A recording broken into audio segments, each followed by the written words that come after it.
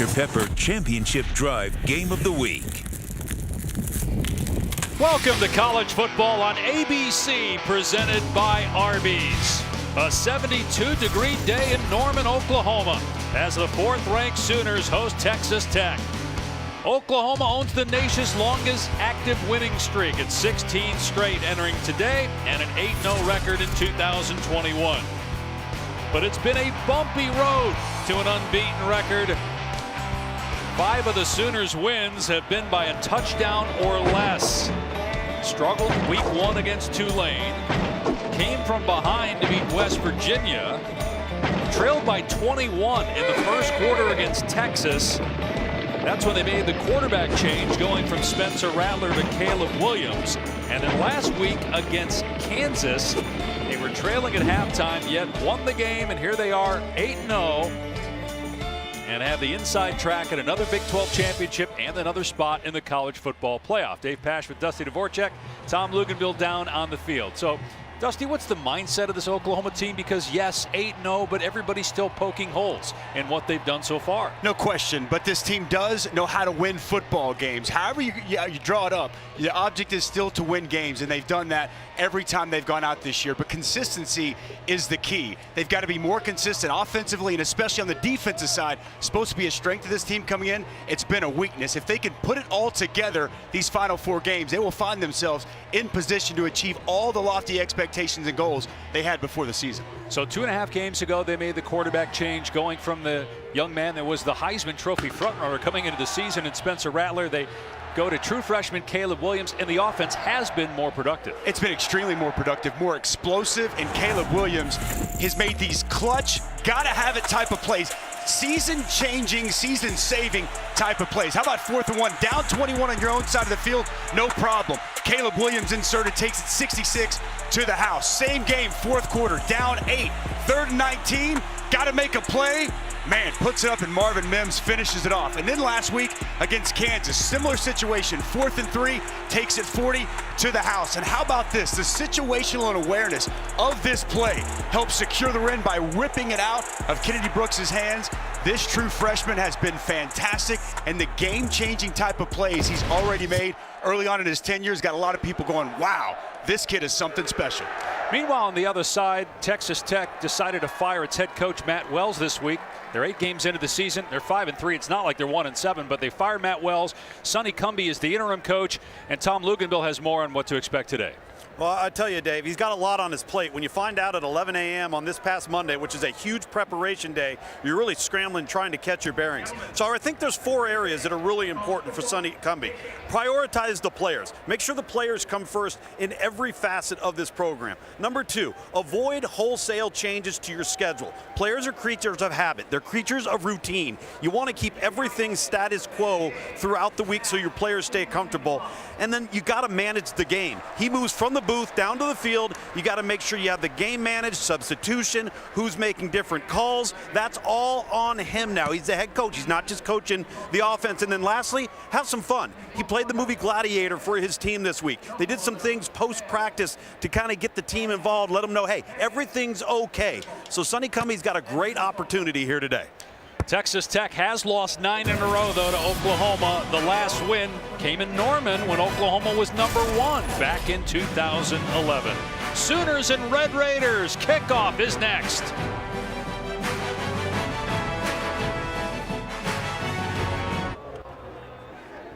You're watching the Big 12 Conference on ESPN. A packed house here in Norman with Halloween tomorrow. And the Sooners ranked 4th in the country. They dropped a spot in the polls. The first college football playoff rankings will be Tuesday. And Oklahoma with a game lead over Baylor. You watched just moments ago on ABC, the Bears with Dave Aranda. Certainly one of the candidates for Coach of the Year. Knocked off Texas, which is now under 500 in conference play.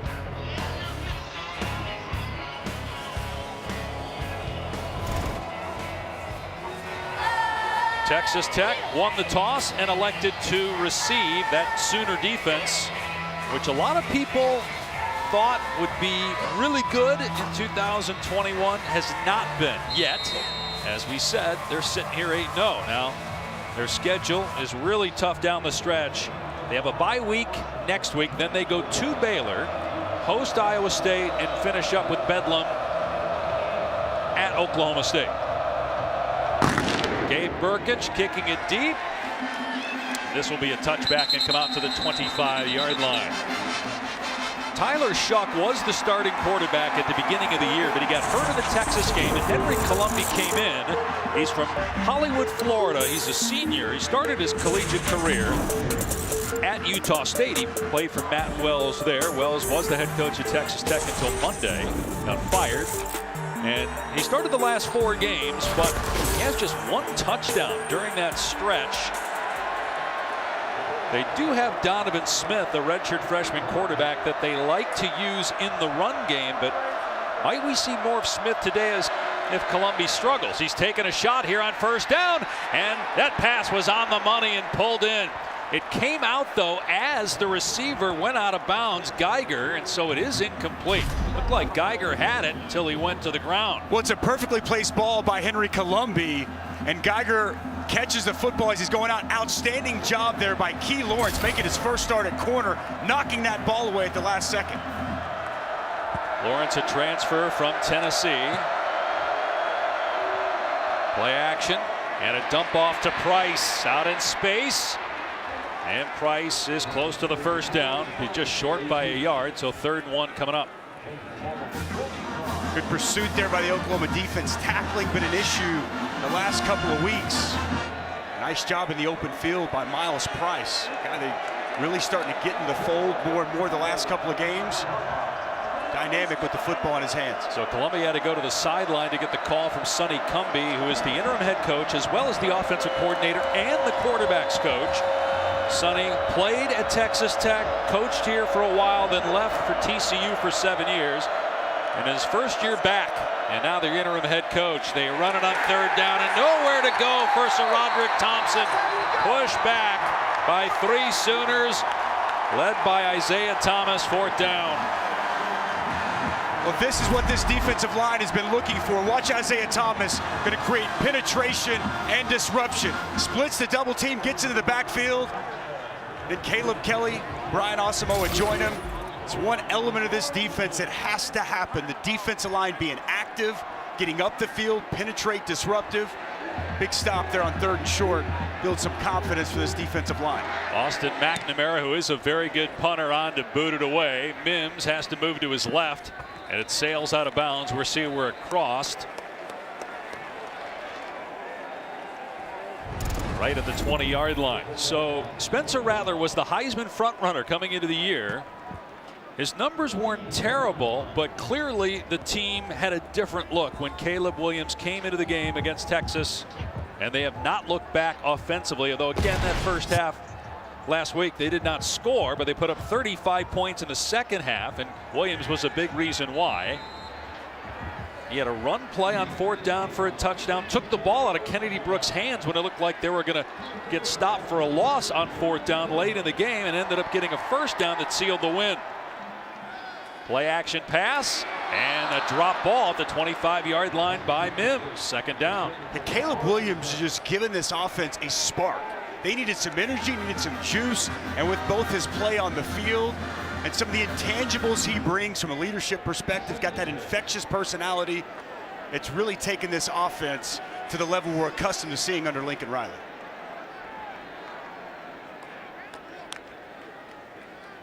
He'll throw it on 2nd down and 10. Everybody covered, and he's wrapped up and sacked. Back inside the 15-yard line by Tyree Wilson, his 5th sack of the year. This is a better Texas Tech defense than we've seen in previous years. No question. Good coverage down the field. Tyree Wilson's the best defensive lineman they have, but as Caleb Williams surveys the field, nowhere to go with the football, and then it's a good job pushing the pocket by Tyree Wilson. He's 6'6", 275, got those long levers, and he's really put together an outstanding season here for the Red Raider defense. Transfer from Texas A&M a year ago. So 3rd down and 16. Pressure again on Williams. Escapes the pocket.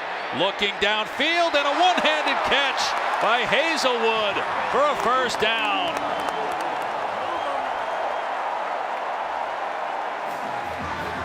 Wow, big time play here by Jaden Hazelwood. First, it's Caleb Williams breaking the pocket, and you see Hazelwood on the deep crossing route. One hand, no problem. What a play. And then on a wide receiver screen, they come back to Hazelwood, and he loses a yard on the play. 32 catches now for Jaden Hazelwood, who missed most of last year due to injury. Hey, Dusty, I'll tell you, I love it when they move the pocket, too, with Caleb Williams. His dynamic running ability really strains the defense. When you get him outside on the perimeter, you can't just defend pass because he can take off and run on you.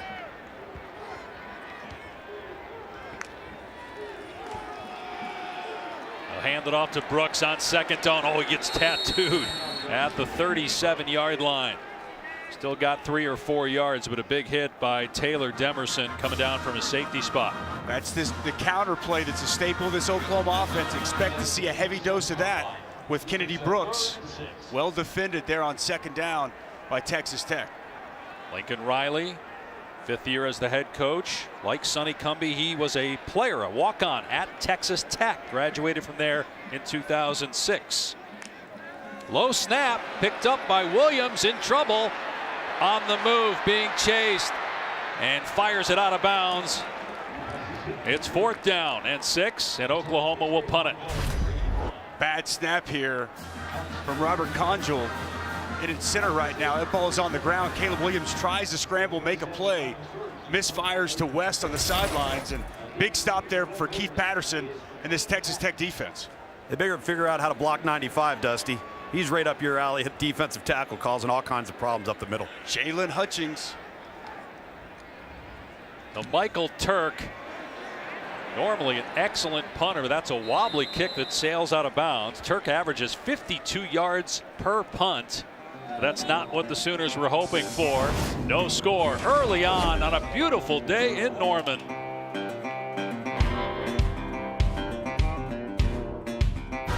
Sonny Cumbie and Lincoln Riley were at Texas Tech together in many capacities. Riley was in the quarterback room when Sonny was the starter in 2004. He was a GA, Lincoln was, when Cumbie came back to coach.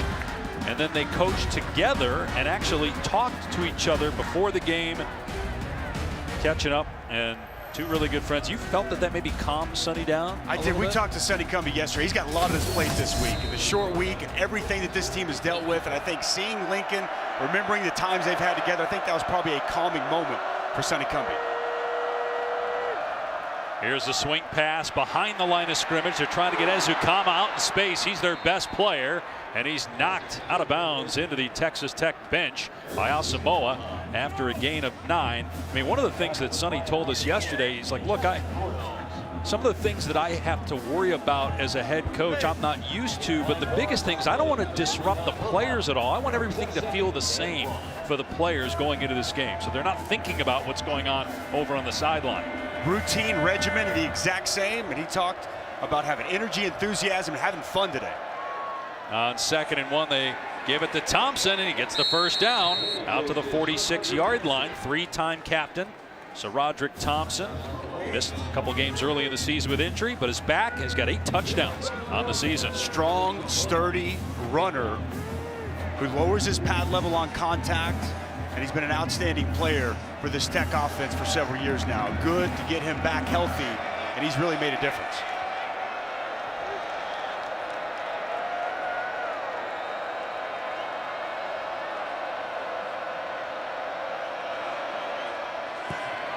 Play fake, and the pass is caught at the 49 of Oklahoma by Kalen Geiger. Sonny told us yesterday really wants to get both Geiger and Ezukama involved more. They had a combined 3 catches for 3 yards combined last week in a loss to Kansas State. Columbi with time, late pressure, gets the pass off, and it's off the fingertips of Thompson, incomplete. Really good right there by Henry Columbi. Justin Broiles came on a late pressure, and an excellent job sidestepping that pressure, locating his running back. That's a pass that Sir Roger Thompson's got to be able to come down with. That's a difference between 3rd and 5 and 3rd and 10 right there, Dusty. No doubt. So 3rd and 5 at the 49 of Oklahoma. Keep an eye on number 11, Nick Benito. They need him to have his presence felt, one of the premier pass rushers in college football.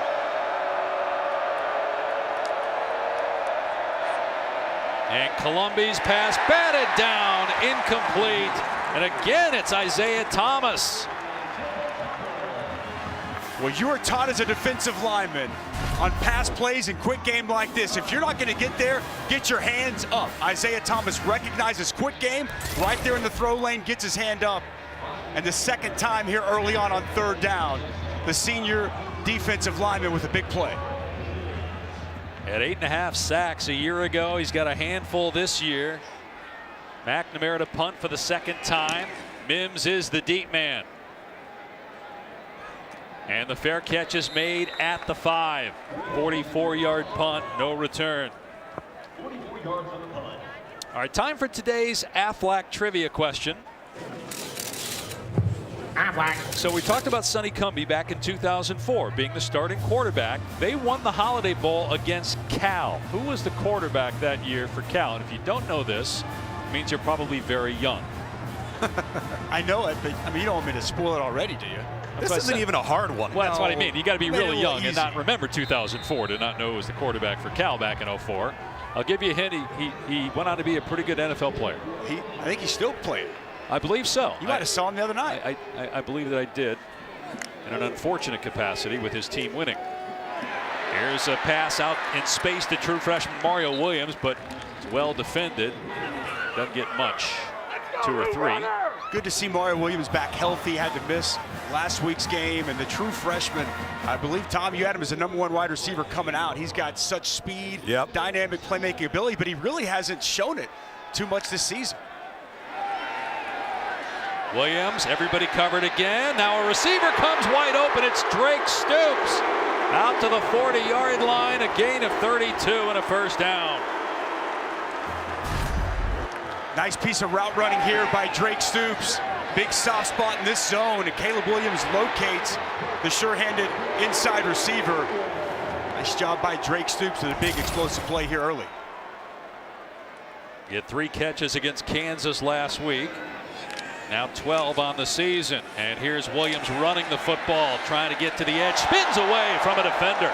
Out of bounds at the 45, but he's a dynamic runner. 4 rushing touchdowns on the season for Williams. Was quarterback counter going to pull backside guard, backside tackle, well blocked. And a little B button spin move there by Caleb Williams before he's escorted out of bounds. So dangerous as a runner, like that thick lower build, and you can see he's got some moves to go along with it. So on 2nd down and 4, get a flag offside, taking the shot here and thrown out of bounds. Another flag is thrown. Boy, that had to be uncatchable downfield, though. The pass was thrown out of bounds to West with Malik Dunlap in coverage. Smart there by Caleb Williams, sees the offsides, knows he's got a free play, take your shot. And then Malik Dunlap's got to know exactly where he's at. The discussion over here, I think, is exactly what you mentioned there, Dave. Was that ball catchable? There are 2 fouls on the play, both by the defense. Offside, number 90, defense. That penalty is declined. Pass interference, number 8, defense. That penalty will be enforced. 15 yards previous spot, automatic. 1st down. Malik Dunlap never gets his head turned around. A little shove to Trayvon West as he goes out of bounds, but isn't that the definition of uncatchable? When you catch the ball 4 yards out of bounds, whether you're pushed or not? I would say yes. It definitely appeared that he would have needed a go-go gadget arm to be able to go up and get that one. So 1st down to the Texas Tech 40-yard line. Oklahoma in Red Raider territory for the first time today. And it's play action for Williams. Setting up and throwing deep. Overshooting the intended receiver. Trayvon West took another shot to West. Take a look at these impacts. Kennedy Brooks has had such an impact on this season, well on his way to his 3rd 1,000-yard year. And then Tyree Wilson, we've already called his name a couple of times here early. He's done an excellent job so far. Now 5 sacks on the season. He really has been a key cog in the defensive line for Keith Patterson's defense. This is an improved Texas Tech defense. Really the only time they had a bad day was against Texas. They gave up 70, although wasn't entirely by the defense. Coming across the middle is Hazelwood with some running room inside the 25 and dropped at the 23-yard line. First down, a gain of 17. Essentially just a little underneath screen. You'll see Drake Stoops come across. And since that pass is thrown at or behind the line of scrimmage, you can block with that ball in the air. Well executed and drawn up play there by the Sooners. Sixth play of the drive coming up here for Oklahoma. Williams gonna keep it, and he gets upended at the line of scrimmage by Eric Monroe. That's well played there by Texas Tech. He wanted to check it down in the flats to Eric Gray. He was defended. Caleb Williams recognized it, and good pursuit to the football from the Red Raider defense. They're on the cusp of the red zone, where they are the #1 team in the country. 45 red zone trips. 34 of those have gone for touchdowns. They're at the 22 right now, second down and 9.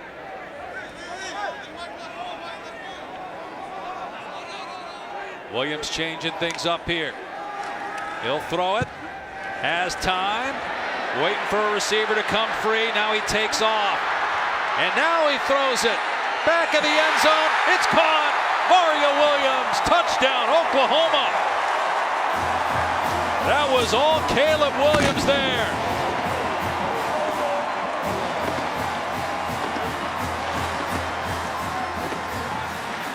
Well, you called it, partner. This is all Caleb Williams. He checks at the line of scrimmage. He wanted to go to Hazelwood in the one-on-one. It was well covered.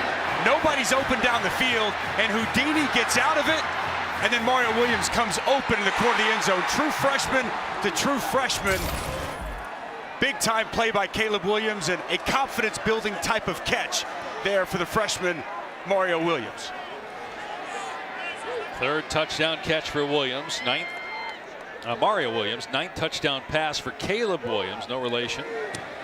And the point after by Burkich makes it 7-0 Sooners. Well, this freshman has put on a show so far, and nothing changes here. Nowhere to go with the football, buy some time, and it's the Sooners on top early here in Norman.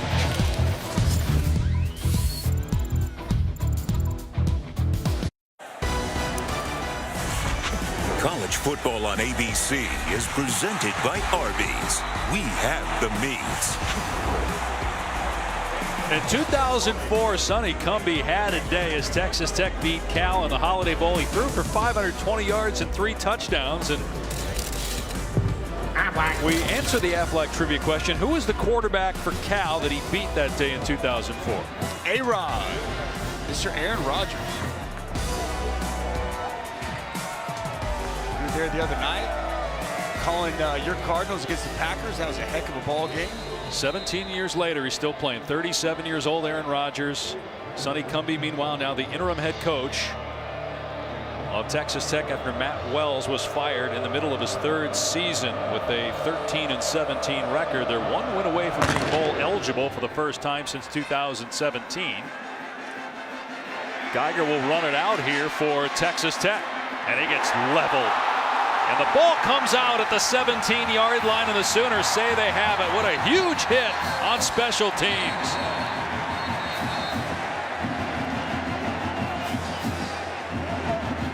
This would be huge if Texas Tech can find a way to get on top of it. They need to come out and have a fast start. Yeah, they got it back. Geiger came up with it after he got drilled. He gets drilled. It's true freshman Danny Stutzman who comes in second. A big hit. And that ball comes squirting out. High ceiling for that true freshman linebacker, and getting it done on special teams as well. But, man, heads up job by Kalen Geiger after taking a blow like that with the wherewithal to locate that football and pull it in. Texas Tech's got to sustain something here, guys. They've got to keep this Oklahoma offense on the sideline. Crowd getting into it, Tom. They have been in Oklahoma territory, but that was just at the 49-yard line. They run Xavier White here, and he's thrown forward for about 6 yards out to the 23. Brian Asamoah, the leading tackler for Oklahoma, made the stop.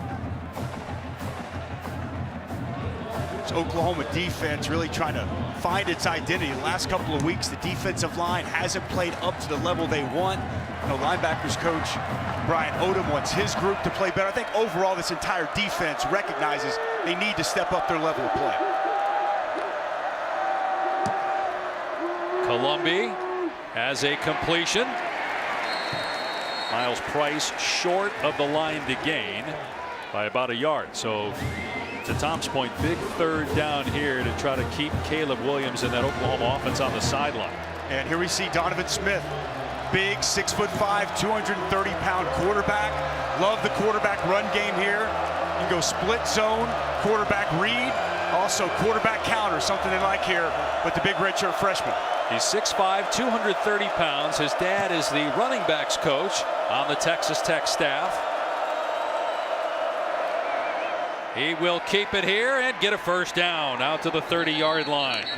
This was a problem last week, Dusty, for this Oklahoma defense. One of the reasons why the defense couldn't get off the field is they couldn't stop quarterback run versus Kansas. Yeah, that's exactly what we thought it'd be. Split zone, read, quarterback keep, and to your point, Jason Bean had a field day with that exact play a week ago.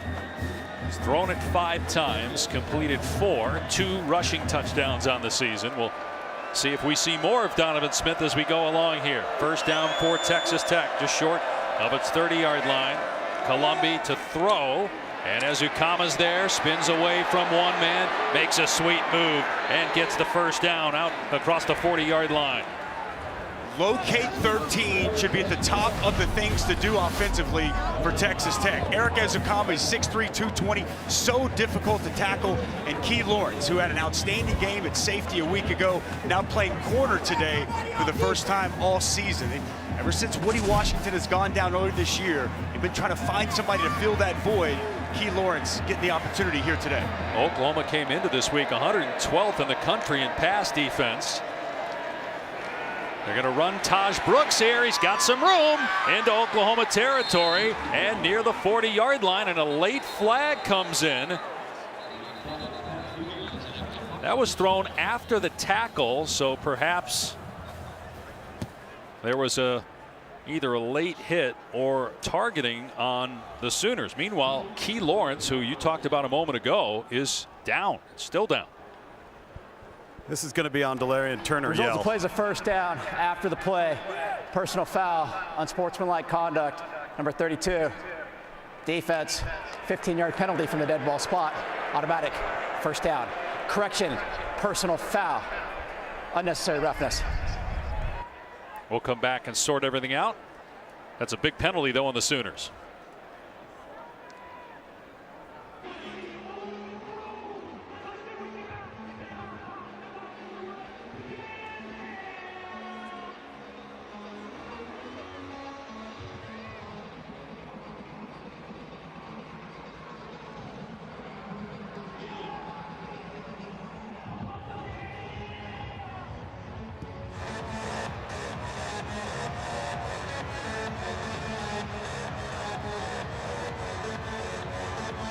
Going to be really interesting to see where Michigan State is when the first college football playoff rankings come out on Tuesday. What a job Mel Tucker has done in East Lansing. No doubt. Huge win there today. Came from behind, find a way to get the victory. Interesting to see where they wind up on Tuesday. Meanwhile, Turner Yell for Oklahoma, a late hit away from the ball. That was the 15-yard penalty, and Texas Tech having success running the ball on this Oklahoma defense. That's Taj Brooks for almost 7 yards. They're over 40 rushing yards already with 5 different ball carriers so far. Yeah, way too much push up front right now. If you're the Oklahoma defensive line, really nice job by this Texas Tech offensive line, having their way, getting good push, really allowing themselves to get to the edge. Now Xavier White is in the game at tailback on 2nd and 4, and he gets the call straight ahead, grabbed by Isaiah Thomas at the 19-yard line, but second effort is close to a first down. We'll see, though, do they rule forward progress was stopped? They spot it about a yard short of the line to gain. Physical piece of running there by Xavier White, refusing to go down. And Isaiah Thomas has to check out of this game as his helmet came off. That's big to not have him on the field here, although they did give Texas Tech a first down with that second effort run. And defensively right now, guys, Oklahoma is so concerned about the quarterback keep because of last week that they're voiding areas inside tackle to tackle. Play fake, Columbi, fade. Oh, what a catch! Ezukama, hang on. It's a touchdown for Texas Tech. I don't know how he pulled that ball away from Jaden Davis and Delarian Turner-Yell.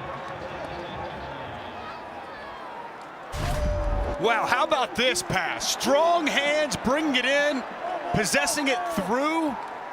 The contact with the ground, outstanding. Individual effort by Eric Ezukama. Does that ball move at all? Man. See Jaden Davis try to get his hand on. Looks like he secured possession all the way through the process of that catch, Dave. What an incredible grab by Ezukama. Second receiving touchdown of the season. First team all Big 12 last year. The coaches told us they want to get him the ball more. That was a great throw by Columbi, too. It really was. He gave him a chance by getting it up and high and letting Ezukama use his height and his wingspan. That's exactly right. Look, size matters. Jaden Davis, 5'10". Delarian Turner-Yell, 5'11". Eric Ezukama, 6'3". That ball up there for him to pluck out of the air. And to beat a team like Oklahoma, as the extra point is good, you need somebody to make something happen, make a play. Caleb Williams did for Oklahoma, Ezukama just did for Texas Tech. And Henry Columbi puts plenty of air underneath that football. Looked like Turner-Yell jumped a little bit prematurely, just shy of that football. That's just strong hands all the way through, the contact with the ground, and you know who loved this. Head coach Sonny Cumbie, fired up. He's such a great guy. We just had a blast talking to him last night for a good half hour to 40 minutes. He's always been one of the most friendly guys on the circuit, and for somebody that loves Lubbock the way he does, I know a lot of people locally are hoping for success for Sonny Cumbie. Don't know if that will ultimately mean, if Texas Tech wins, that he's a strong candidate for the next position.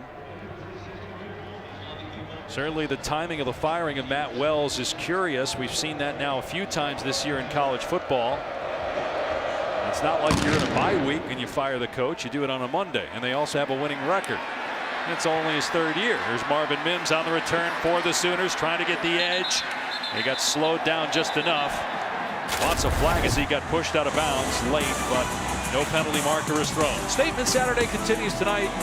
We just saw Ohio State last week, and man, do the Buckeyes look good right now. After that loss to Oregon, they've won a handful in a row, and they play a Penn State team that's coming off a 9-overtime loss at home to Illinois. Just one of many terrific games on the schedule tonight. Awesome slate. SMU undefeated. It's Houston. Dana Holgerson's got his group playing well. Can't wait for that one tonight. They have Jordan-Hare, Ole Miss, taking on Auburn. What a great slate of games here on this Saturday. You mentioned Ohio State, the best offense in college football right now. Williams, play action, in trouble again, and shows off that arm talent. A strike to Mims, and a first down, a gain of 10 out to the 32-yard line. Pocket collapses. There's no panic. So much poise and always calm, under control from Caleb Williams. Fires a strike for another first down. And he keeps his eyes downfield under duress. That's the biggest thing with a young quarterback. He's from Washington, D.C. Didn't play last year. His high school team did not play because of COVID. He becomes the 5th starting quarterback in the last 4 years for Oklahoma, replacing Spencer Rattler. Here's Brooks, gets sandwiched and then picked up and dropped by Colin Schooler, the leading tackler for Texas Tech.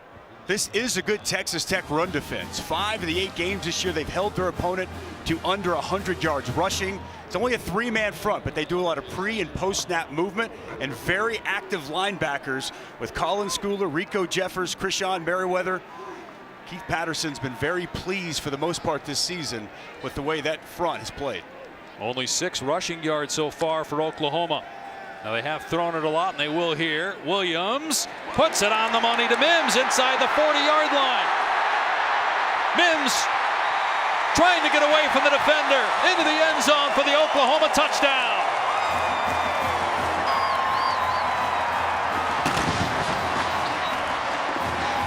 A A 67-yard catch and run for 6 for Marvin Mims. Just an absolutely perfectly placed football outside for Marvin Mims. The timing on that throw as Mims was going out of his break, that ball's coming out of Caleb Williams' hands. And Marvin Mims, where the pass was thrown, he could catch, get up the sidelines, avoid the initial offender, and it was off to the races. Marvin Mims, now his 3rd touchdown since the Texas game, with Caleb Williams running the show. The Oklahoma coaches wanted to get Marvin Mims the ball more here today after just 1 catch against Kansas and 2 against TCU 2 weeks ago. Talk about timing, right? Being on the same page. Ball's out right as Marvin Mims makes his break. That's an indefensible play. It's not poorly covered. It was bad on the tackle. But man, Caleb Williams in perfect harmony with one of his top targets, Marvin Mims, making it look easy right there from quarterback to wide receiver for a 67-yard touchdown. If he's late there, Dusty, it's going the other way. Because you're right, that was not poor coverage. No, exactly, Tom. I mean, that's practice, right? That's getting together with your guys. That's a practice field. That's throwing before practice, working on those route combinations. And the more and more practice reps, game reps Caleb Williams gets, you would expect, Tom, we're going to continue to see more of that. The accuracy is going to increase. The confidence is going to increase. You're going to see more explosives like that when you feel like you've got a feel for where your guy's going to be all the time. The move to go to Caleb Williams was in part about Spencer Rattler, but it was also about Caleb Williams and how talented this coaching staff feels Williams is, and we have seen that on full display here since the Texas game. This one will sail into the end zone for a touchback. Texas Tech will start on the 25. Big 12 now on ESPN Plus is a must-have for Big 12 fans. The Big 12 Women's Soccer Championship starts Sunday with quarterfinal action beginning at 12:30 Eastern. And the college basketball season starts November 9th. You'll get more than 180 men's and women's games this season. If you're a Big 12 fan, you got to have it. Sign up today at ESPNplus.com/Big12Now. Oklahoma 5-0 in conference play. Baylor a game back at 4-1 after the Bears knocked off Texas. Oklahoma State and Iowa State both 3-1. Iowa State playing West Virginia. We'll update that score and we have a final there. Texas Tech with a first down from its 25, and Columbia taking a shot downfield, some hand fighting, and the ball thrown just behind the intended target, Ezukama, who wanted a penalty on Key Lawrence, who was injured earlier but is back on the field. Okay, good sign for Oklahoma. Key Lawrence is back out there. I know Ezukama was wanting a flag. Ezukama's pushing on Lawrence as much as Lawrence on him. That ball just underthrown, and Ezukama tries to work back to it, but the pass clearly underthrown by Henry Columbia. Well, look how much better that matchup is, Dusty, because now you got 6'2 versus 6'3 instead of 5'10 versus 6'3. Exactly right. Part of the reason I think they made the move this week. Columbia to throw here on second down. That one is on target, and it's a first down out to the 40-yard line. J.J. Sparkman had 1 catch all year. Pretty impressive job after the catch, dragging a defender, DJ Graham, with them for 15 yards. Tight window throw on the slant, and that was a bullet from Henry Columbia. And how about the extra effort fighting for those yards? Big pickup on second down. We'll have to run one more play here in the first quarter.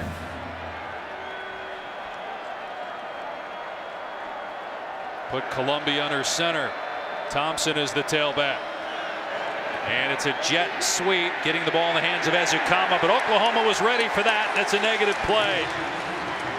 Pat Fields, 2-time captain, who was just named a Campbell Trophy finalist for his 3.8 GPA, made the initial hit. Well, this is an outstanding job. Going to bring the safety down, and the edge was set by Key Lawrence, and then Pat Fields helps clean it off. Really well defense there on the end around. Oklahoma 14, Texas Tech 7 after 1. College football on ABC presented by Arby's. We'll continue after this message and a word from our ABC stations.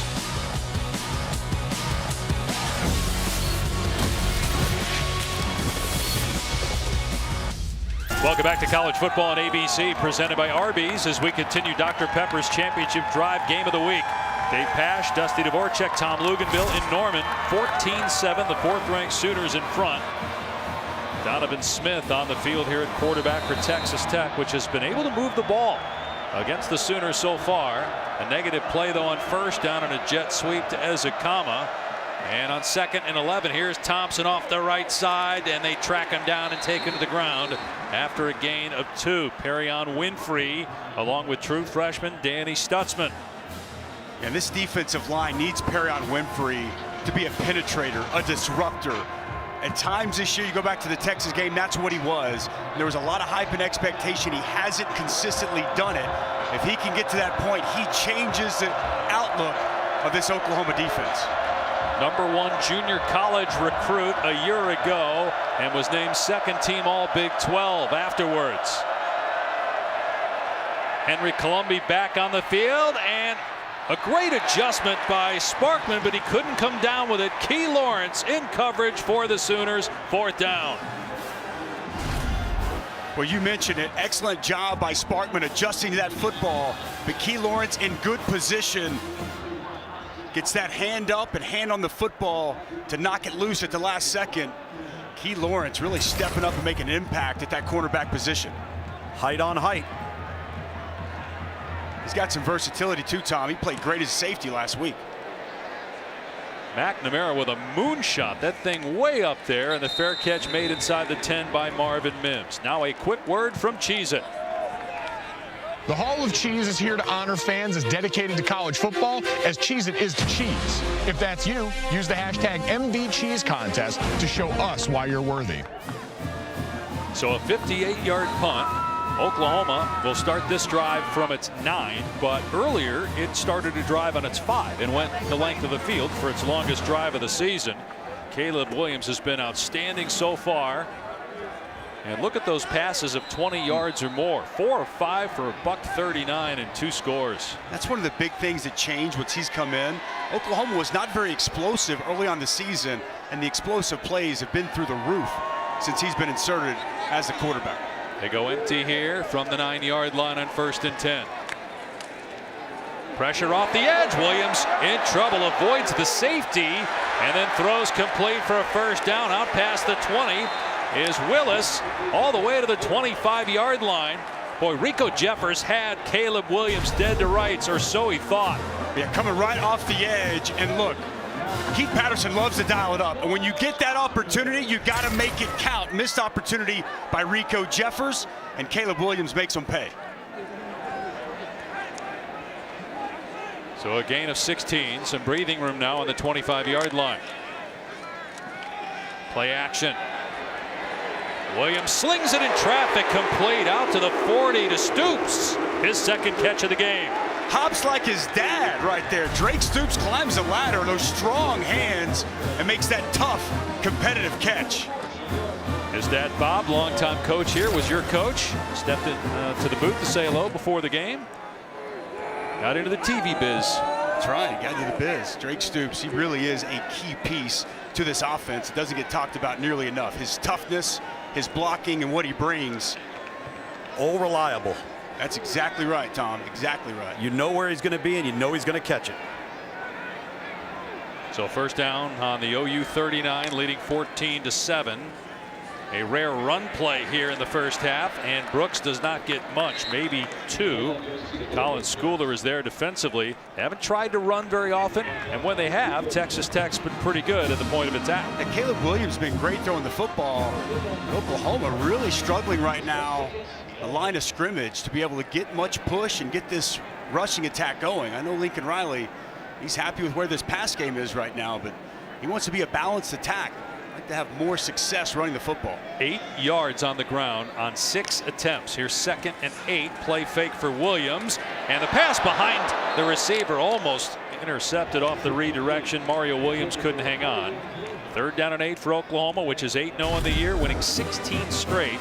Longest active streak in the country. Yeah, rare misfire there from Caleb Williams, and he had Mario Williams wide open, middle of the field on the slant. That pass behind him, and Oklahoma fortunate on the tip drill. That ball wasn't picked off.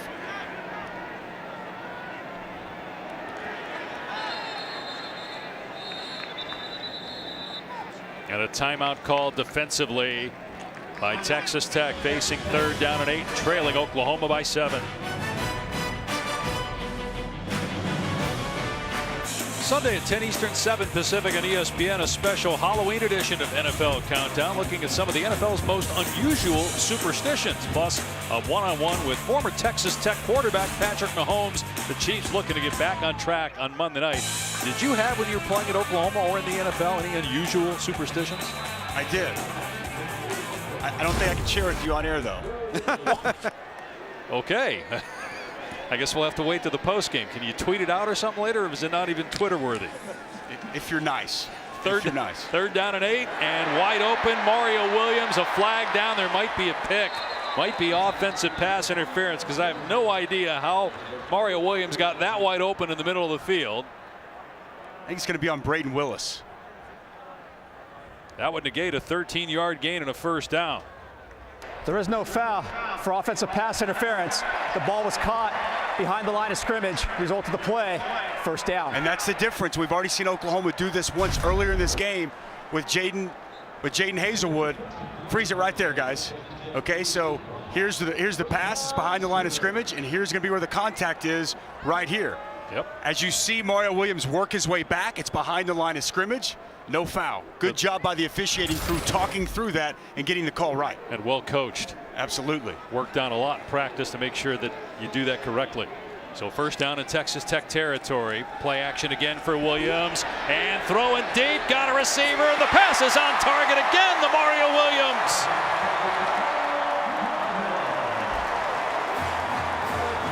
Down inside the 10-yard line. Well, it's been the Mario Williams show here so far. Good protection by the offensive line. And Caleb Williams finds his target. Open on the sidelines, gets behind the coverage with that speed.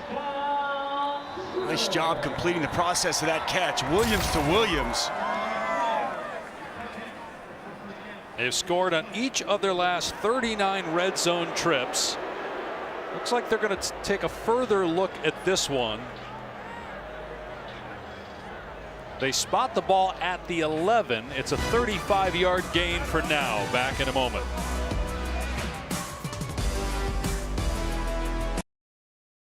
Great guest list for the Mannings tonight. You've reached Peyton and Eli. Leave a message. This is Liam Neeson. I have a very particular set of skills, none of which involves watching game film. Watch Peyton and Eli. You never know who will drop by. The great Frank Caliendo promoting Monday night at 8 Eastern Time, ESPN2, Peyton and Eli. And then over on ESPN, Steve Levy, Brian Greasy, Louis Riddick will have the call. Former Red Raider quarterback Patrick Mahomes and the Chiefs, who are 3-4, taking on the New York Giants. Monday Night Countdown kicks us off at 6 Eastern Time. Hey, let's take a look at this last play. Mario Williams is called a slant and go. Double move, gets the defensive back completely turned around. Excellent piece of route running, and Caleb Williams finds Mario Williams. 4 for 73 and a touchdown already in this 1st half for Mario Williams. They confirmed that it was a catch via replay. It didn't take very long, and now Williams keeps it here on 1st down, bottled up after a short gain. Schooler is there defensively. It'll be 2nd and goal. They did move the ball forward. They originally had it marked outside the 10, but they did move it to the 10, making it a goal-to-go situation. Nice piece of defense there. Krishan Merriweather played that perfect, and then Colin Schooler comes up with a big hit on Caleb Williams. That was a long, drawn-out fake, too. That was tough to stick with defensively. Nice discipline. 8th play of the drive. This one started at the 9. They already have a touchdown drive where they began at the 5. Williams in trouble, gets out of there again, throwing on the run, and it's caught for a touchdown by Braden Willis. But my, oh my, Caleb Williams continues to entertain. I mean, this guy is so dangerous. It's a great rush inside Jalen Hutchings, and then a quick sidestep from Caleb Williams. Eyes down the field, and if you're in the secondary, you want to come up and help, but you better stay plastered to your man if you're in this Texas Tech secondary today. And Caleb Williams is moving around because his eyes are down the field, and if you leave your man and he's open, he's going to locate him and find him. 3rd touchdown already for Caleb Williams. I mean, some of the stuff we're seeing looks eerily similar to another quarterback who played at Oklahoma, who's now in the NFL. Well, if you talk to a lot of people around the Oklahoma program, there's a lot of Baker Mayfield and a lot of Kyler Murray that you see within Caleb Williams. He threw that ball through a keyhole. Burkett on for the point after to make it 21-7 Oklahoma. Braden Willis with his first touchdown catch of the year, and Caleb Williams already with 3 passing touchdowns. The true freshman's on fire in the first half. Well-placed ball to Mario Williams. And then, man, as good as he is from the pocket, even better on the move. It's all Sooners early.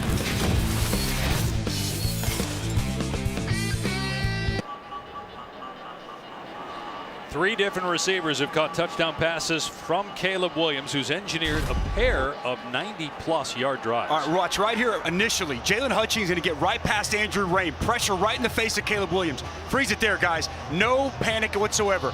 Eyes now of these defenders all right there on Caleb Williams. Caleb Williams eyes down the field. Braden Willis finds that soft spot in the corner of the end zone. Quarterback locates the open target. He makes it so difficult. Can sidestep pressure, keeps his eyes down the field. And as a defender, you want to come up and help because you think you can run. You lose sight of your receiver, and it's pitch and catch from quarterback to tight end right there.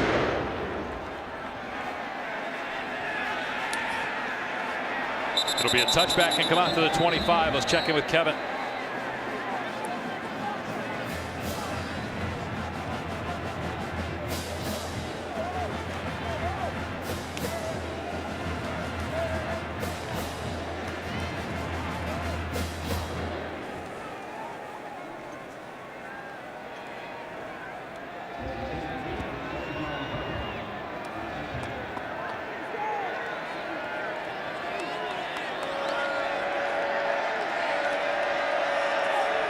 But wow, guys, that catch was as good as it gets as Texas Tech comes back and runs Taj Brooks. He should have lost yardage, but bounced off defenders and ends up gaining 2. That's the true freshman Ethan Downs with some serious penetration off the backside.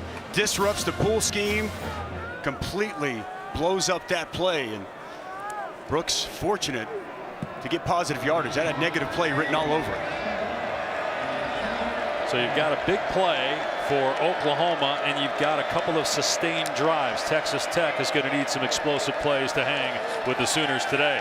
Columbia off play action. A flag down, so is Columbia. After minimal gain, flag thrown in the area of offensive holding.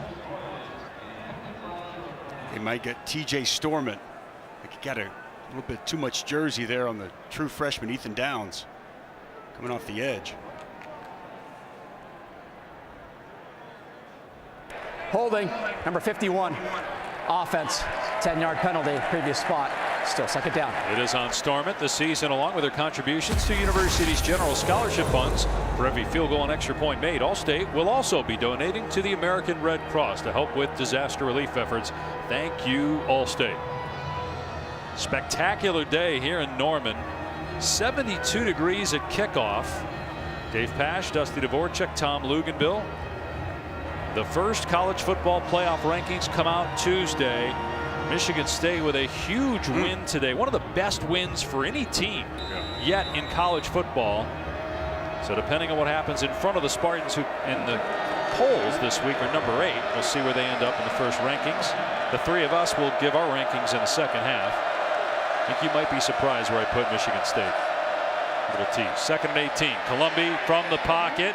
And the pass on the money out to the 31-yard line to Ezukama. So they get a chunk of it back and put him in third and manageable. Third and about 4. Nice job by this Texas Tech offensive line. Good protection. Just a 3-man rush. Henry Columbia steps into that throw. And Eric Ezukama, nice job completing the process through that hit. They got to keep targeting him, man. No doubt. So far, he's carried the ball 2 times. They have thrown to Ezukama 4 times with 3 catches, including a touchdown. Trying to keep the drive going and keep the hot hand on the bench. And the pass batted in the air, and it's intercepted. It's picked off by Pat Fields for the Sooners. And Fields takes it back inside the 25-yard line.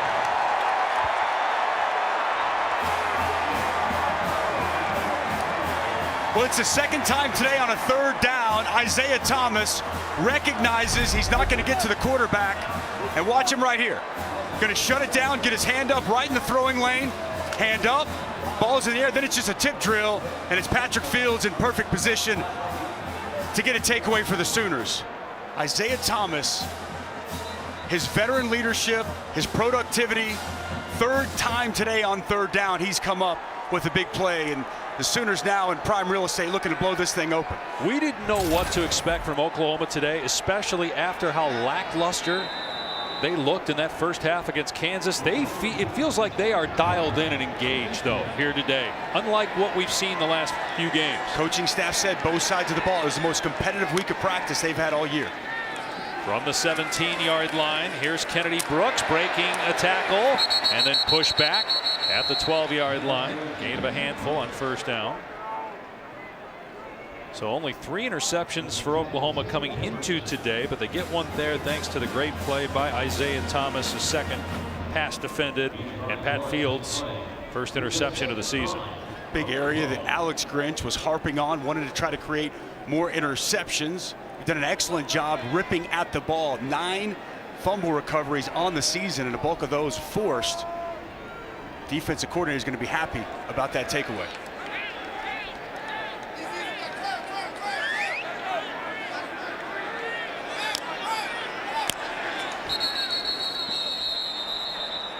Lincoln Riley called a timeout with a play clock winding down. So that will leave the Sooners with 2 midway through the second quarter and a 14-point lead.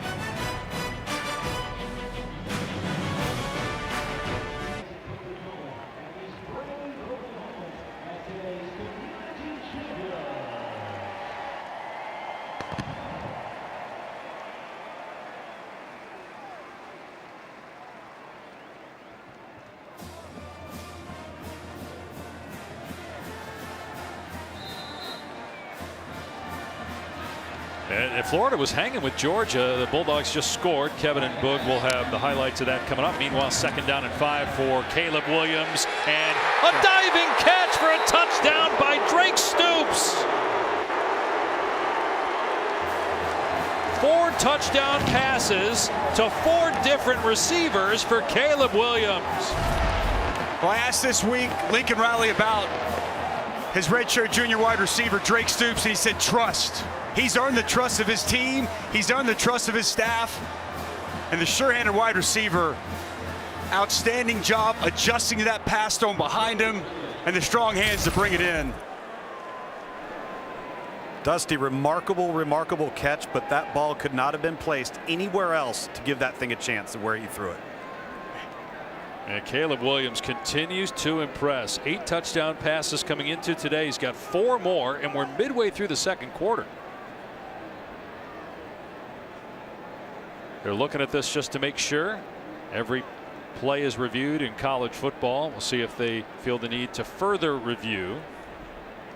But I think it was pretty clear, and so they say, yep, no need to look at this any longer. It's a touchdown. Stoops' first of the year.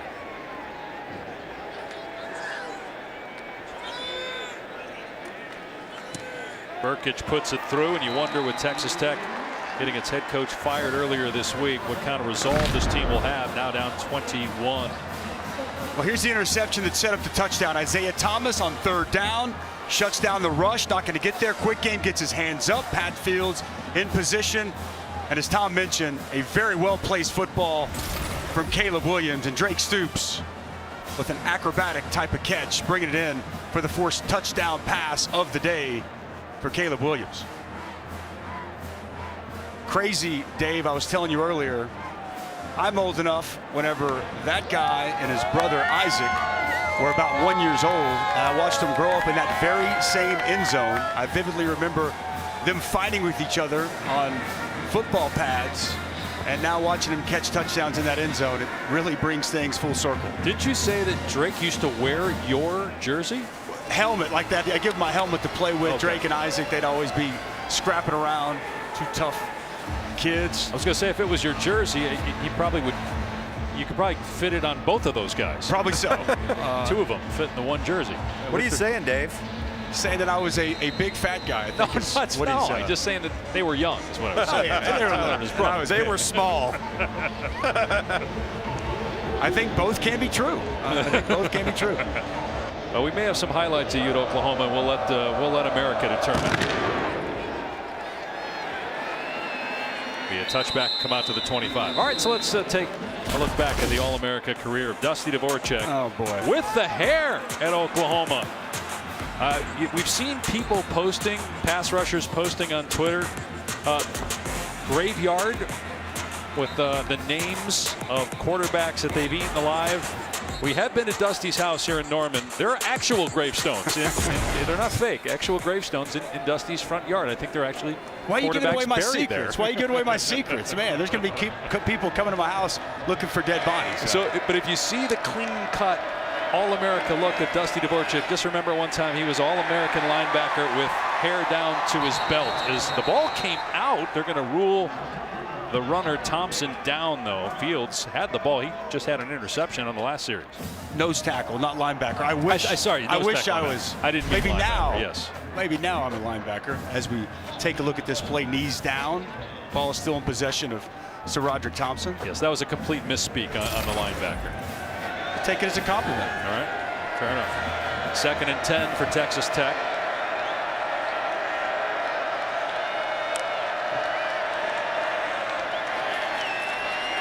Colombi gets out of there, being chased though. And now just scoots out of play. Ran into his bench, and a flag is thrown, and Colombi's down. He got hit late on the sideline. There's not much room over there for the opposing players between where they're standing and where the stands begin. That was Reggie Grimes here. Didn't get a lot of him though. I just think the collision was. I mean, he's got 1 foot almost in and 1 foot out as he's going out of bounds. Reggie Grimes just a slight push, and you hope Henry Colombi's okay. It's a ticky-tack personal foul on the far sidelines. Donovan Smith is going in at quarterback as they look at Colombi. See if this provides a spark for Texas Tech. Try not to get blown out here in the first half. Down 3 scores. Plenty of time. And Smith very capable. The coaches are high on him. We've seen him for a couple snaps so far in this game. And Sonny Cumbie told us yesterday he's got a great arm, right? He said he's very confident in his ability to throw the football down the field. We know he's an outstanding athlete. And mix in a little bit of pass here for Donovan Smith.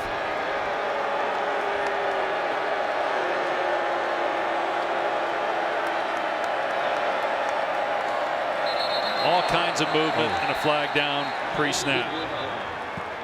TJ Storment, Weston Wright, both left side of that offensive line moving a little prematurely. Got to limit a lot of this pre-snap movement because it's getting these guys antsy. I think they just need to snap the ball, Dusty, and go.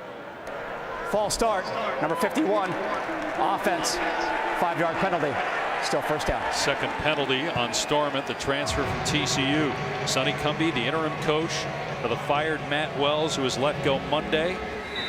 Spent the last 7 years at TCU, but he coached at Texas Tech, played at Texas Tech, 2004 graduate. Tough audition, playing only ranked teams the rest of the way are the Red Raiders. Iowa State, Oklahoma State, and Baylor after this game. They run it on 1st and 15, and only 2 yards for Xavier White. Jalen Redmond with the knockdown. Yeah, no easy task with Oklahoma, Iowa State, Oklahoma State, and at Baylor to close out this season. And you know, Sonny Cumbie, as you talked about earlier, he loves Texas Tech. He's a West Texas guy. That's who he is. He's going to pour his heart and soul into this season. Just kind of wonder, are they going to have enough left in the tank? Donovan Smith steps away from pressure. And the 6'5", 230-pound quarterback gets a good gain there before Deshaun White gets him just short of the line to gain. Pickup of 10. It'll be 3rd and 3. Nice piece of running. Nothing down the field for him to deliver the football. And see him as a runner on display there. Nice chunk back to set up 3rd and very manageable. And this, Tom, I think is where it opens up that split zone read with the quarterback keep. There's no question about it. Something Oklahoma's really struggled with this year. Third down and 3, and Smith will keep it. And no shot to get the first down. Bodies fly to the football, led by Deshaun White and Key Lawrence. We'll see if Texas Tech goes for it on 4th down and 2.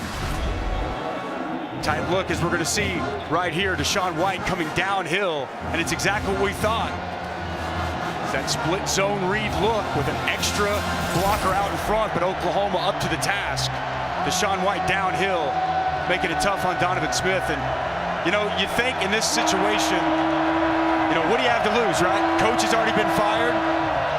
And if you're Sonny Cumbie, you know you're going to have to score some points to get back in this ball game. You got to take a timeout and talk about it. But this is one of the things that he told us. Look, this is going to be new for me, trying to, you know, be in charge of determining when to go for it, when not to, time and score. But clearly, they can't stop Oklahoma right now. So the only way to stop them is to keep the ball and to get a first down. Taco Bell welcomes you to the Live Más Student Section of the Year contest. Use hashtag Student Section Sauce to get the committee's attention, and go to ESPN.com/Taco Bell to see how your school can compete. Get you some Taco Bell, Dave. I used to destroy some Taco Bell. That guy you saw on TV earlier? Used to? Well, you know, I gotta fit into these nice suits when I'm standing up next to Dave Pash. I can't mow down the Taco Bell like I once could. But what were those things? You go up 5 and 5, 5 tacos, 5 burritos. Oh yeah. Like how about the family pack? That's what it was. Oh boy. Family pack for one is what I called it. They renamed it here in Norman from Family Pack to Dusty Pack when he just would devour all of them in one sitting. 4th and 2 for Texas Tech. At its 48-yard line with Donovan Smith, the backup quarterback, in the game. And now Oklahoma called a timeout. Before the snap, timeout, Oklahoma, second of the half. Lincoln Riley either wanted to see how they were aligned defensively or didn't like what he saw.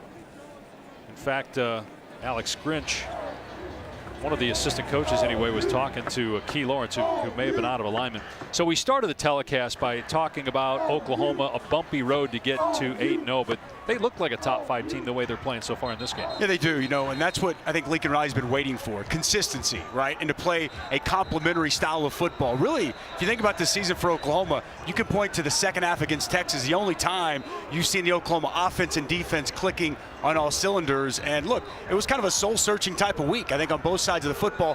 Where do we want to go? Who do we want to be? Coaches said it was the most competitive week of practice, and this team so far has responded here against Texas Tech.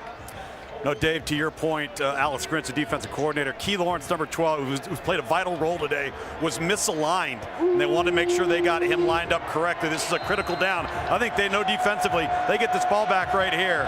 Texas Tech's in bigger trouble. Yep. No question. A chance to go 35-7 at halftime, put it away. First things first, trying to get a stop here. Smith from the pocket, and it's a completion. They get the first down, and they go to their best player, Eric Ezukama.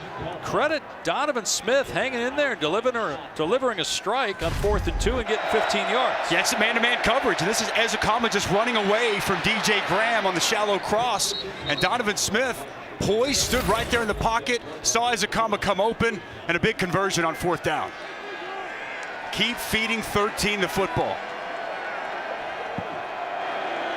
Henry Colombi banged up. Donovan Smith in at quarterback. He'll throw it again here. Rolling out on 1st down. Throwing on the run, and nice catch. Miles Price looked like he may have tipped it to himself. Wow. And a gain of 14. Well, this game has put together some spectacular catches. What a heads-up play by Miles Price. That ball put out in front. He can get the left hand on it, a little tip drill, and possession before he scoots out of bounds. Great concentration on the sidelines by Price. And great poise right here from quarterback Donovan Smith. Inside the 25 of Oklahoma. 1 timeout remaining. 2.5 to go here till halftime. And Xavier White, big hole between the tackles. Picks up 9 yards. They have been able to run the ball. So if they can score here, get it to 14 points, and just get some kind of a stop defensively, Maybe they can keep Caleb Williams and the Oklahoma offense on the sideline. And, you know, what you just mentioned there is something that Kansas did and a lot of teams have done. Slow it down, possess the football. Last week, Oklahoma had 8 possessions. Texas Tech, a little bit more up-tempo here today, but you're right. A score here gets them right back in this ballgame. Where it looked like maybe they were going to get blown out of the gym. They run White, first down, cut back inside the 10, down to the 6-yard line. Another good run. First and goal. Back-to-back plays, nice job up front, the left side of that offensive line. Josh Berger getting some push, Weston Wright, Dawson Deaton. Good response here from Donovan Smith since he's been inserted into this drive. Maybe they'll keep running it here, not give Oklahoma any time with the football back. The Sooners will start the second half with the ball. QB run game. Oh, man. But a flag. Another pre-snap penalty on Texas Tech. Caleb Rogers, the right tackle, looked like he moved. False start, number 76. Offense, 5-yard penalty, still first down. That'll put him outside the 10. Texas Tech had a lead last week, lost to Kansas State. You wonder if they win that game and you're 6-2 and 3-2 in conference play. Is Matt Wells still the head coach? Yes, he would be. And it's crazy to me that there's a 3rd and 34 in that game that's a questionable legal hands to the face, and ultimately that costs a good man his job. So first down and goal from the 12. And Smith with a high percentage throw, but Price in trouble. He's going to lose yardage. 3-yard setback. And the Sooners were all over that. Deshaun White leading the way. And this is what Alex Grinch wants to see. Pursuit to the football. Intentional strain to the ball. It's an outstanding job of just giving effort, running to the football, and making a play. You know what, Dusty, too? He talked about effort not being an issue. They're an effort-based defense, but it was making the play after the effort when the play is there to be made that's been lacking. Competitive effort, I think, is what he talked about, Tom. The timeout taken. We'll see who called the timeout. It is Texas Tech. So that's the last timeout for the Red Raiders. 35 seconds to go. They have a second and goal on the 15. Our big lineup continues tonight. Saturday Night Football on ABC. It's Penn State and Ohio State from Columbus. Monday night, Chiefs, Giants on ESPN. And Pete and Eli will be over on ESPN2 breaking it all down. It's all available as well on the ESPN app.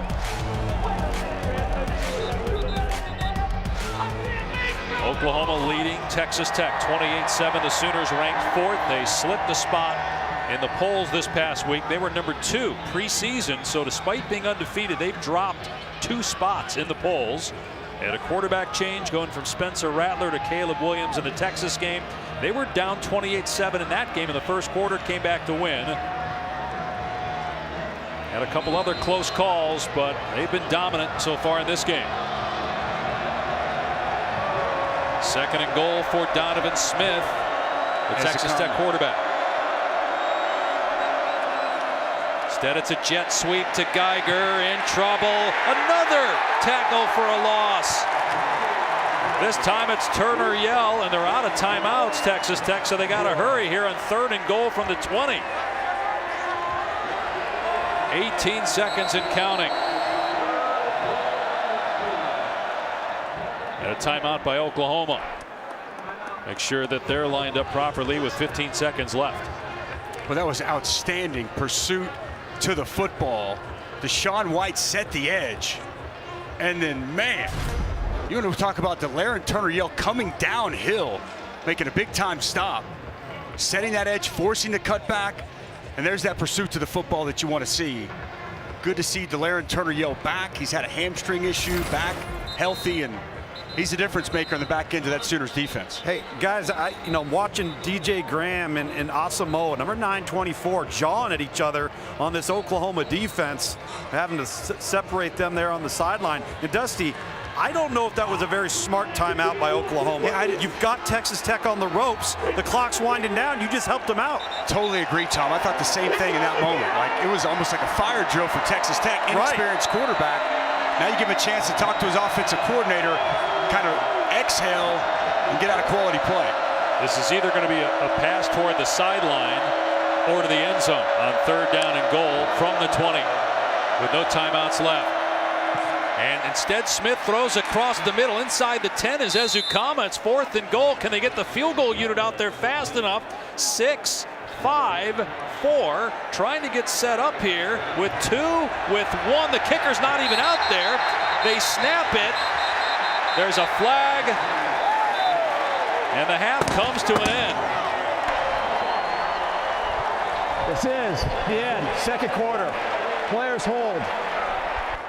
I think that shows a little bit of the inexperience of Sonny Cumbie in this spot, right? When you had that timeout that Oklahoma gave you, you should have brought your quarterback over and let him know, like you said, out of bounds or to the end zone, nothing in between the hashes.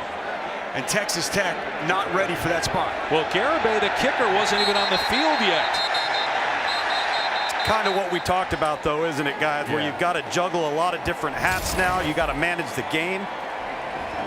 28-7 Oklahoma at halftime. We'll get you to the studio for the Capital One halftime report after this message and a word from our ABC stations. Welcome back to the Dr. Pepper Championship Drive Game of the Week. Welcome back to college football on ABC, presented by Arby's. This is the Big 12 Conference on ESPN. Oklahoma trying to run its winning streak to 17 in a row, the longest active win streak in the country, and go to 9-0 this season. Williams. Well, the true freshman was fantastic, especially on the move to his right. Evading rushers all throughout that first half, keeping plays alive, buying time for his receivers to come open, and perfect timing on that throw to Marvin Mims. There's a lot of hype coming into this game about Caleb Williams, and man, he has surpassed all of that and some with his 4 touchdown tosses in the first half. To 4 different receivers. And all to the right side. Check that out. Over 200 yards passing when throwing right. You know, you referenced it. You get a chance to see Kyler all the time. You see some Kyler Murray, and I think the leadership intangibles, the infectious personality, that's where he gets the similarities drawn from one Baker Mayfield. We'll see Caleb Williams here again shortly. Fair catch, so it will come out to the 25. Well, I think this is worth mentioning again. When they made the decision to take Spencer Rattler and put him on the bench and put Caleb Williams in, yes, it was in part to Spencer Rattler, but a lot of it was because of what they saw in Caleb Williams, and that's playing out now for all of us to see. No question. I mean, they knew that they had a talented young football player, but you cannot overlook how productive he was when he was put into different situations. And they were a team looking for a spark, and they've gotten much more than just a spark since they've made the switch to the true freshman quarterback. He is fun to watch, man. He's had some incredible plays, eluding pressure, getting out of traffic. Here we see it again. Breaks 1 tackle and gets back to the line of scrimmage. Let's check in with Tom Luganville. Guys had an opportunity to check in with Coach Cumbie and Coach Riley. First with Coach Cumbie, he's distraught. Obviously, he knows that they mismanaged the clock, they mismanaged the down and distance, could have kicked a 37-yard field goal, and Garibay, their kicker, just did not take to the field. Now, I asked Lincoln Riley, why did you call that timeout, which was able to give the offense for Texas Tech an opportunity to regroup? And he said, we had some jawing in the back end. I wanted to settle our team down, make sure that we were right. And they were. They ended up getting out of the half without surrendering any points, and they have a 3-touchdown lead. Long throw to Mims here, and Mims runs through a defender to get the first down out to the 40-yard line. That was DeMarcus Fields making the tackle. Well, there's a lot of cushion. Watch as the defensive back, Rashad Williams, really sinks and sets back. No flat defender over there. Easy pitch and catch from Caleb Williams to Marvin Mims. I'd like to see this Tech secondary a little bit more on these Oklahoma receivers. That's too easy. And you wonder also, with the head coach Matt Wells being fired on Monday, will we see fight from the Texas Tech players? The whole coaches that are still here, as Brooks picks up maybe a yard before he stopped, they felt in our conversation with him yesterday that it was a great week of practice, that the firing of Wells was a reflection of them, the players, that they have something to prove based on the fact that their coach is gone. We haven't seen that quite yet. Not that they're not playing hard, but we haven't seen it turn into production. Here's Hazelwood. And he stopped at the 45, bringing up a big third down here for Texas Tech defensively. Nice open field tackle there by Dadrian Taylor-Demerson. And you know, both Sonny Cumbie and Keith Patterson, as we spoke to him yesterday, said this is a resilient team, and it is a team that has a lot of fight. We'll see how they come out of the half, down 21, if they can get back in this game. By the way, nobody jumped into the transfer portal this week. Very important.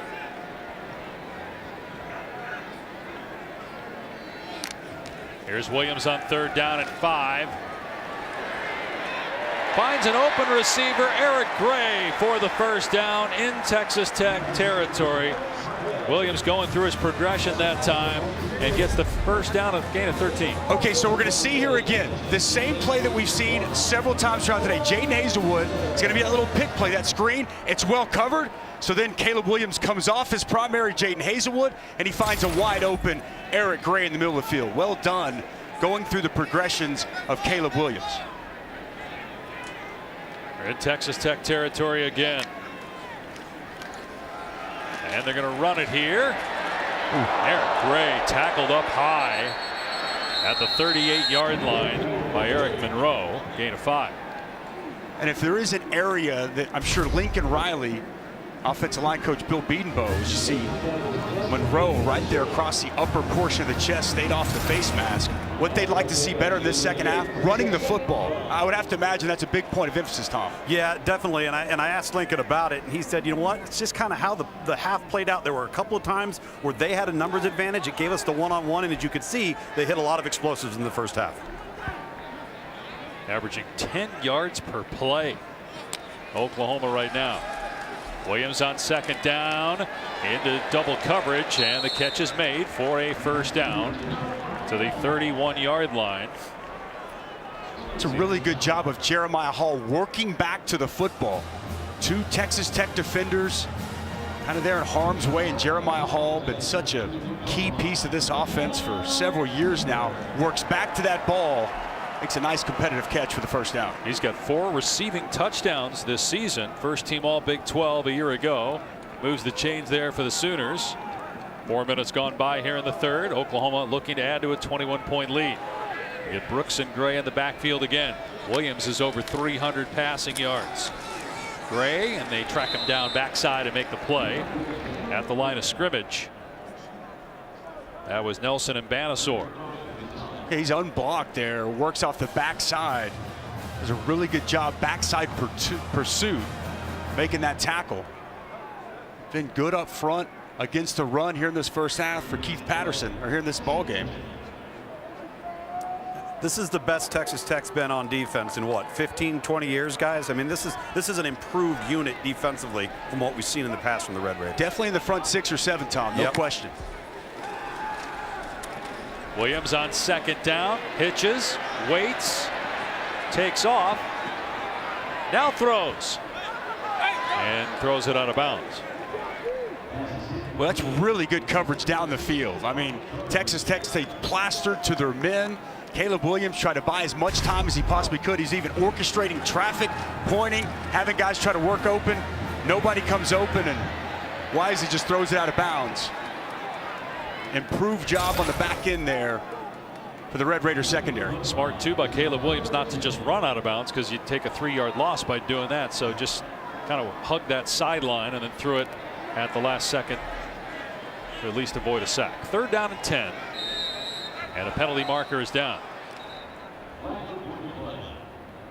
Andrew Rain backed up a little bit prematurely. False start, number 56. Offense, 5-yard penalty, still third down. Chris Murray. You might too if 95 was lined up in front of you. What did I love what Keith Patterson told us about him? A ball of butcher knives, right? Yeah. For Jalen Hutchins. Really good job on the interior of that Texas Tech front. And he was a running back in high school. He's 305 pounds. Athletic. Third down at 15 from the 36 of Texas Tech. Williams gets hit as he throws, and it's nearly intercepted by Jeffers. Willis the intended target. It's 4th down. And that inside pressure was the ball of butcher knives. Watch him, he's just going to work, continue to work his hands right there on Andrew Rame.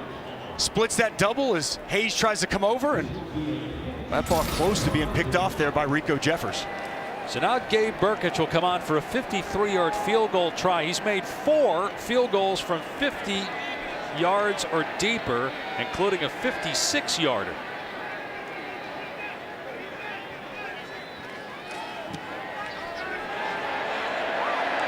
Boy, that's impressive.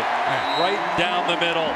Would have been good from another 8 to 10 yards, and it's 31-7 Oklahoma. The Sooners trying to stay undefeated and run their FBS best win streak to 17 in a row. They're up big on Tech.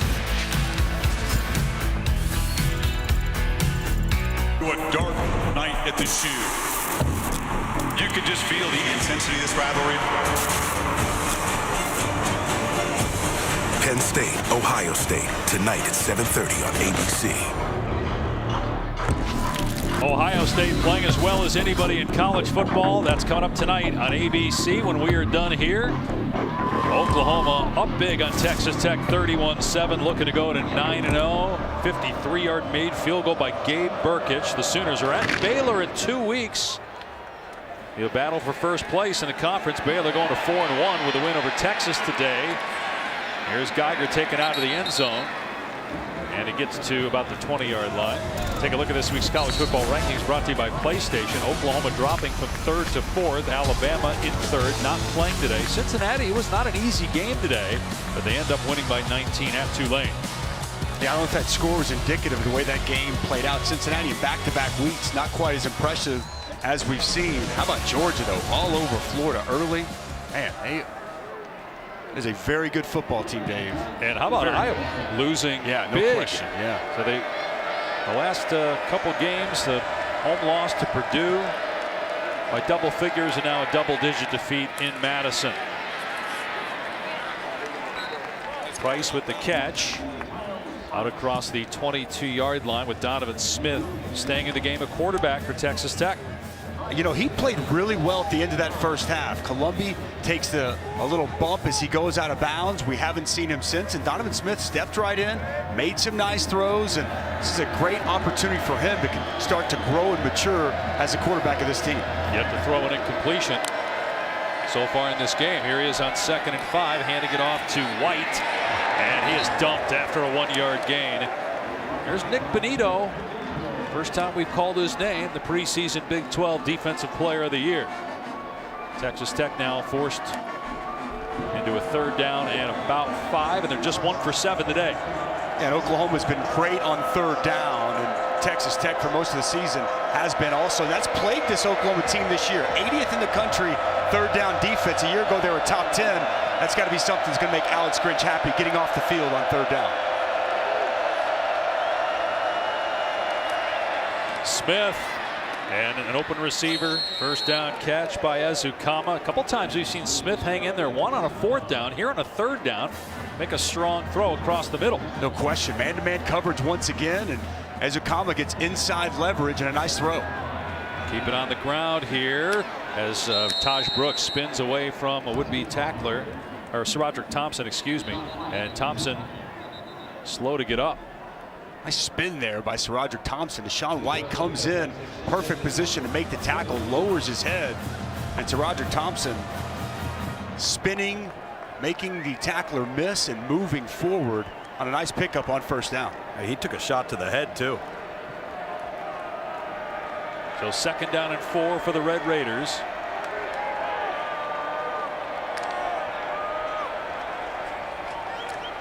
Keep it on the ground. Brooks trying to bounce it to the outside, and he does get back to the line of scrimmage and maybe a 1-yard gain. Key Lawrence with the trip up, 3rd down. One thing that I've noticed, Tom, I don't know if you see it from field level, but this Oklahoma team running to the football. Key Lawrence again setting the edge. Deshaun White coming to help get him down. Pursuits of the football here in the first half has been good. And here on this 3rd and very manageable, Donovan Smith as a runner. I think to unlock that aspect of his game because he could be a straight-up playmaker in that regard. Oklahoma trying to get a stop here and get the ball back to the offense, which hasn't been stopped today. Save that last possession. And they come up with a stop on third down. They hand it off to White. Maybe Texas Tech called that particular play knowing that it would go for it on fourth down if they didn't get the first, and that's what they're going to do. Job on the interior of that Oklahoma defense, and a big fourth down here for Texas Tech. Going to have any chance of getting back in this ball game. Going to have to convert here. Last time they're at 4th and 2, Donovan Smith stood strong in the pocket and delivered a strike.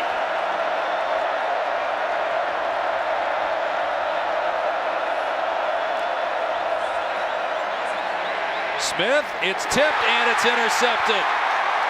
Off the hands of a receiver and picked off by the Sooners. It's Justin Broyles coming away with it for OU. Rolling on the field, an interception.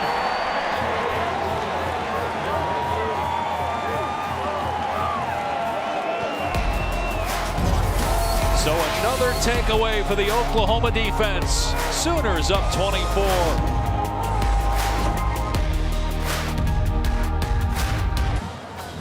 Welcome back to Norman, Oklahoma. Coca-Cola Zero Sugar is a proud sponsor of ESPN College Football. Okay, so let's go look at this last play. Now look, Donovan Smith is young, he's inexperienced, he's still trying to figure out. This is man-to-man coverage. Look at Taj Brooks work his way out of the backfield into the flats. Nobody accounts for the running back out of the backfield. Donovan Smith tries to dump it down behind his receiver. It's a tip drill and a pick. He just looks over to his right in the flats. His running back is wide open. It's a first down, and there's a lot of green grass out in front. Instead, it's another Oklahoma takeaway, second here on the afternoon.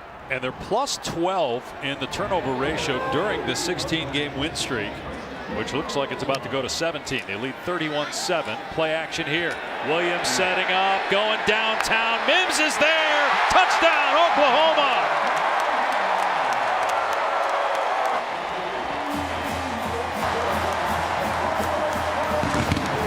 Fifth touchdown pass today for Caleb Williams. Hard play action pass. It freezes that center safety Monroe, and the deep post. Wide open Marvin Mims as he turns around, catches the football, and walks into the end zone. Fifth touchdown pass on the day for Caleb Williams. The Texas Tech run defense, they've been very aggressive. Oklahoma utilizing play action, middle of the field wide open. Another touchdown. And the second touchdown catch for Marvin Mims as the Sooners have blown it open. They lead 38-7. Caleb Williams continues to shine for OU.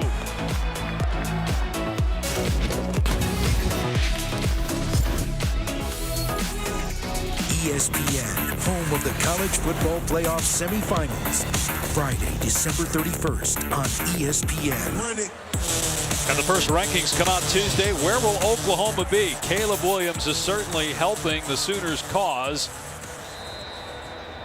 with a 5-touchdown performance and a true freshman record at Oklahoma. 349 through the air with the 5 touchdowns. He has been near perfect. He's had a couple drops and a couple of throwaways, but we haven't seen many errant passes.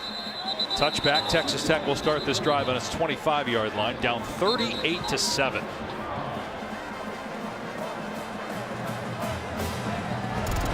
Almost time, as we mentioned, for the first college football playoff rankings release. So here is our all-state playoff predictor.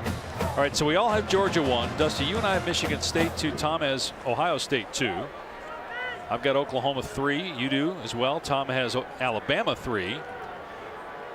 And Dusty, you're the only one with Cincinnati in that win at Notre Dame. I'm going to give them credit for that. And don't forget, Tuesday, November 2nd on ESPN, we'll have the College Football Playoff Top 25 show presented by Allstate. Can we go back to that, guys? Let's go back to our predictions for the College Football Playoff rankings. So I want your guys' reasoning as to why you picked what you picked. So I've got here Oklahoma, if they hold on to this game, which as impressive as they've looked all season, you know, they're going to go to 17 straight wins. Winning does matter. Cincinnati went into South Bend and got a big win. They're still undefeated. And for Ohio State, I mean, look, do I think Ohio State could potentially beat Michigan State? Sure. But until they play, I'm going to have to see it on the field. They do have the loss at home to Oregon. And then for Alabama, you know, again, there's a lot of football left to be played. And those teams are clearly unbelievably talented and can move up. But as it sits here right now, I'm going to reward undefeated probably a little bit more than other people. You know, for me, I would ask both of you, if Michigan State and Ohio State played tomorrow, who do you think would win? I'd take Ohio State. Okay. And from what we saw last week, and I understand that, you know, obviously Ohio State's schedule is starting to come down the stretch and get really, really strong. But that's one of those football teams that you better be prepared to score 40, and they're going to have to help you. Donovan Smith with a strike to Ezekama down to the 35. Look, it's the 4 best teams because Michigan State just beat a really good top 10 Michigan team. They have a better win than Ohio State does. That's why I have them at number 2. And I have Oklahoma 3. I think Ohio State right now is the best one-loss team. That's why I have them in the top 4 and Alabama at 5. My only thing, and I agree, I think the potential for Ohio State is there. Who have they beaten, though? True.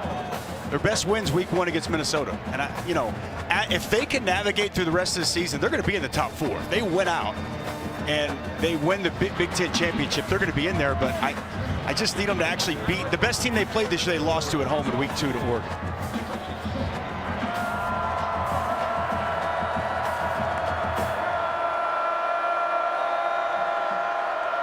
Donovan Smith on 2nd and 3, just going to hand it off here.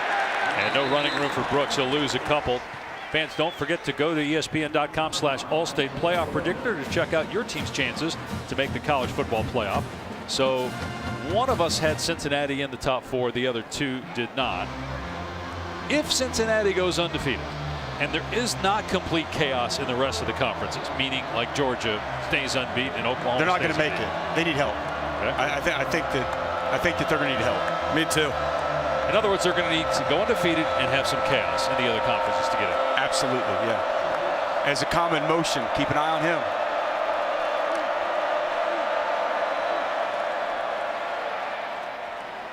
And it's the tight end Mason Tharp, the 6'9" tight end that moves the chains. And again, Tuesday night, first college football playoff rankings show, 7 Eastern time, presented by Allstate. I know this. There's going to be a lot of conversation after that show on Tuesday night, which part of the great thing about this sport we get to cover, right? Yep. Because it gives you a sense of what the committee's thinking right away about teams like Cincinnati. Where do they have them in that first ranking? A lot of movement here. Is there a team that we think is going to be outside the top 10? Because it always seems like there is a team outside the top 10 in those first rankings. False start, number 51. Offense, 5-yard penalty, still first down. A team outside the top 10, and just what we're guessing is going to be outside the top 10, because obviously don't have the rankings, that might find its way into the top 4 when it's all said and done. Wake would be a stretch, but they're playing great football.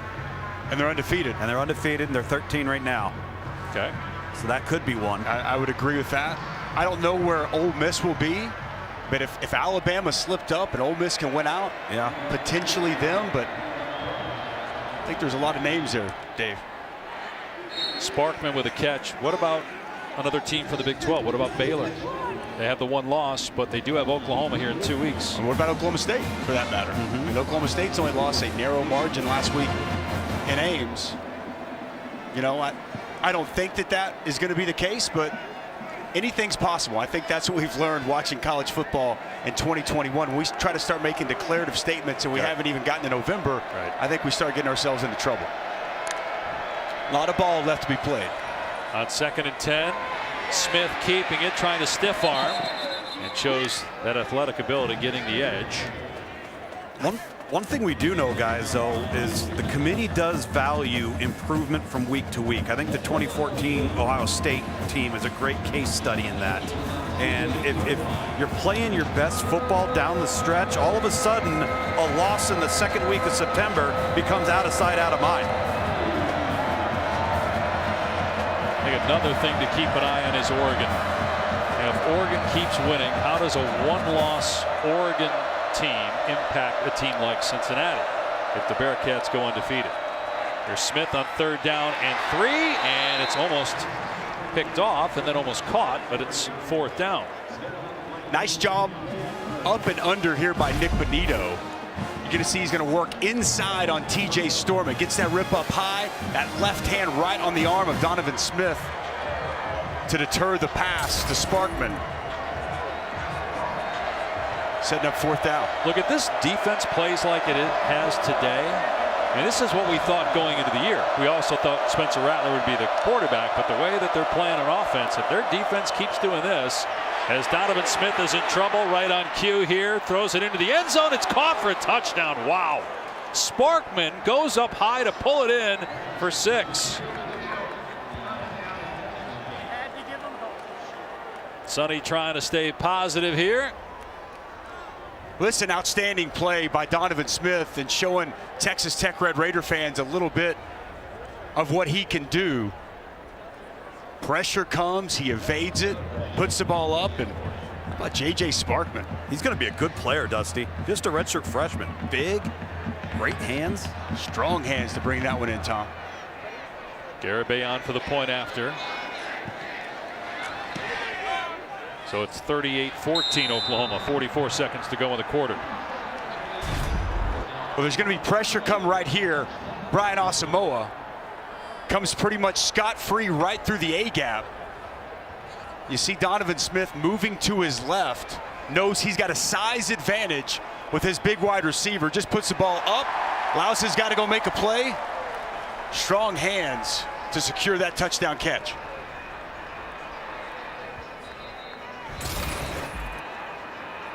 You got 3 games left: Iowa State, Oklahoma State, and at Baylor for Texas Tech. So, Sonny Cumbie's going to have to make a decision. If Columbia is healthy, does he stick with them, or does he go to Donovan Smith and just let him roll the final 3 games? As you see that positivity and excitement from Sonny Cumbie there. Love that fire, that passion. Trying to rally the troops, get them not to quit, keep playing, keep fighting.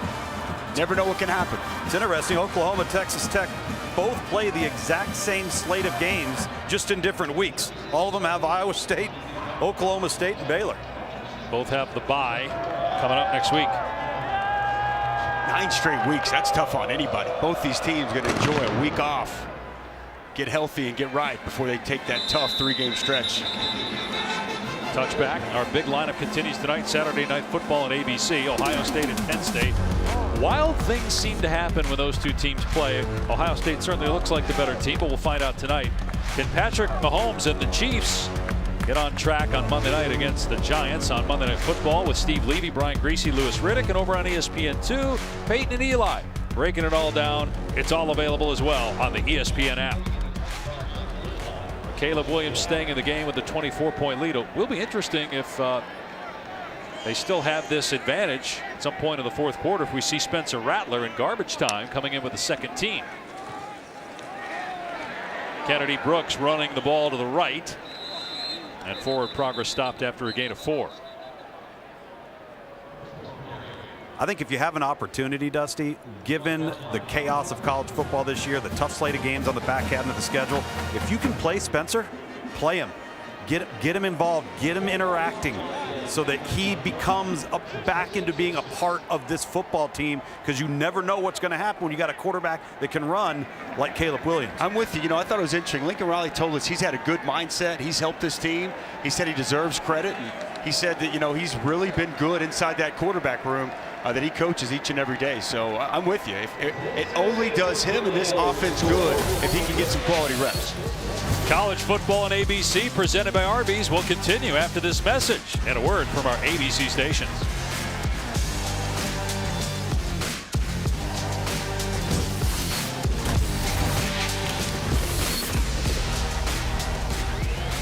Welcome back to College Football on ABC, presented by Arby's, as we continue Dr. Pepper's Championship Drive Game of the Week. All Oklahoma, the Sooners trying to make it 17 consecutive wins. Despite being down 38-14, interim coach Sonny Cumbie trying to stay positive, get his team fired up to play hard here in the 4th quarter. I go play for that guy. I love that passion, that energy. You're down 24 going into the 4th quarter. No let up, no give in. And let's be honest, Sonny Cumbie was placed in an unbelievably difficult situation this week, as was this entire Texas Tech football program. Matt Wells fired on Monday, despite his team being 5-3. Here's a dump-off pass to Jeremiah Hall for a first down. So let's dive a little bit deeper because we didn't touch on it earlier, but you had Clay Helton getting fired week 2, which made no sense. You have Ed Odegeron getting let go, but he's coaching the rest of the season. There's Matt Wells' brother, Luke, who's still on the staff. What I don't understand, guys, is if you're Kirby Hocutt or the Boosters or Texas Tech, why are you putting the players in this situation, firing the head coach with several important games left on the schedule? It's a terrible trend we're seeing in college football. It's terrible. It's disturbing. You preach all the time about team. Players don't quit. Don't give up on a season. Don't give up on your team. And what's happened here at Texas Tech? When they're 5-3, one win away from making a bowl game, which it's been a while since they've made a bowl game. This was the best year Matt Wells has had.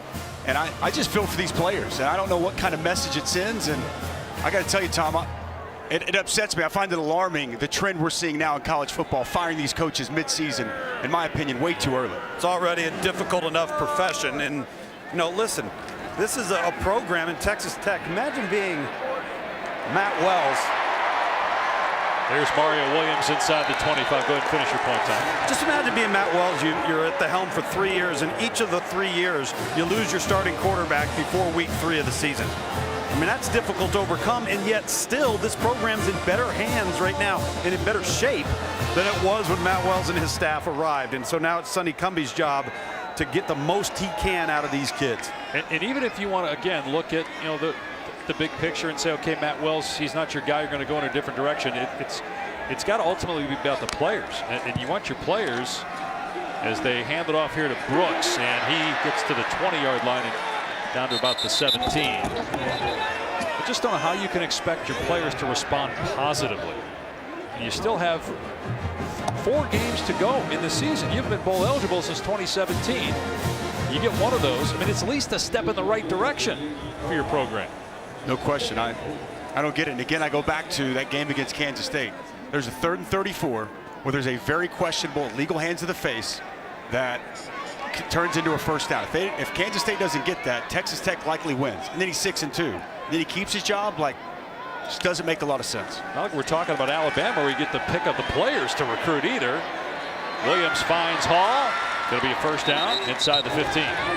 Good job by Lukes to get out of harm's way. They almost got taken out there. A lesser athlete would have been taken out. And also a nice find by Caleb Williams. Jeremiah Hall in the flats, unaccounted for.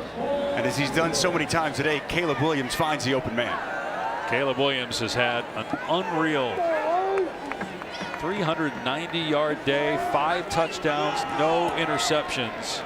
In his 3rd start, he came in for Spencer Rattler in the 2nd quarter of the Texas game. Led them to victory that day. They struggled last week against Kansas in the first half. They put up 35 points in the second half there, 38 today, looking for more. Here's Gray, makes it a fender miss, and brought down inside the 10. Boy, Eric Gray so elusive in the open field. He's a real weapon, catching the football out of the backfield. Whoop! Spin move as he makes the initial defender miss, picking up positive yardage. I've been really impressed with Caleb Williams' ability to work through progressions, trust what he sees, and get to sometimes his 3rd and 4th option as they're working through this passing game. And he went from the right, sprinkler red, all the way to the left to dump the ball off. 8th play of the drive coming up. 4 minutes gone by here in the 4th, trying to add to a 24-point lead. Get to 9-0 in the season. Williams in trouble here. Eludes pressure again. Throws a strike for a touchdown to Stogner. 6 touchdown passes now for Caleb Williams.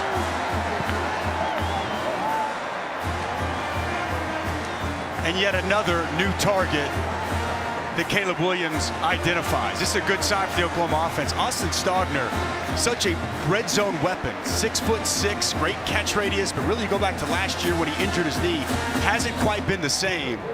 If you could start to get him going as a legitimate red zone threat, makes this offense that much more potent. And Burkich makes it 45-14 Oklahoma. Well, it's been all Sooners today here in Norman. They wanted to make a statement, and a statement they have made, especially that man, Caleb Williams. He finds his big tight end in the back of the end zone for another Sooner touchdown.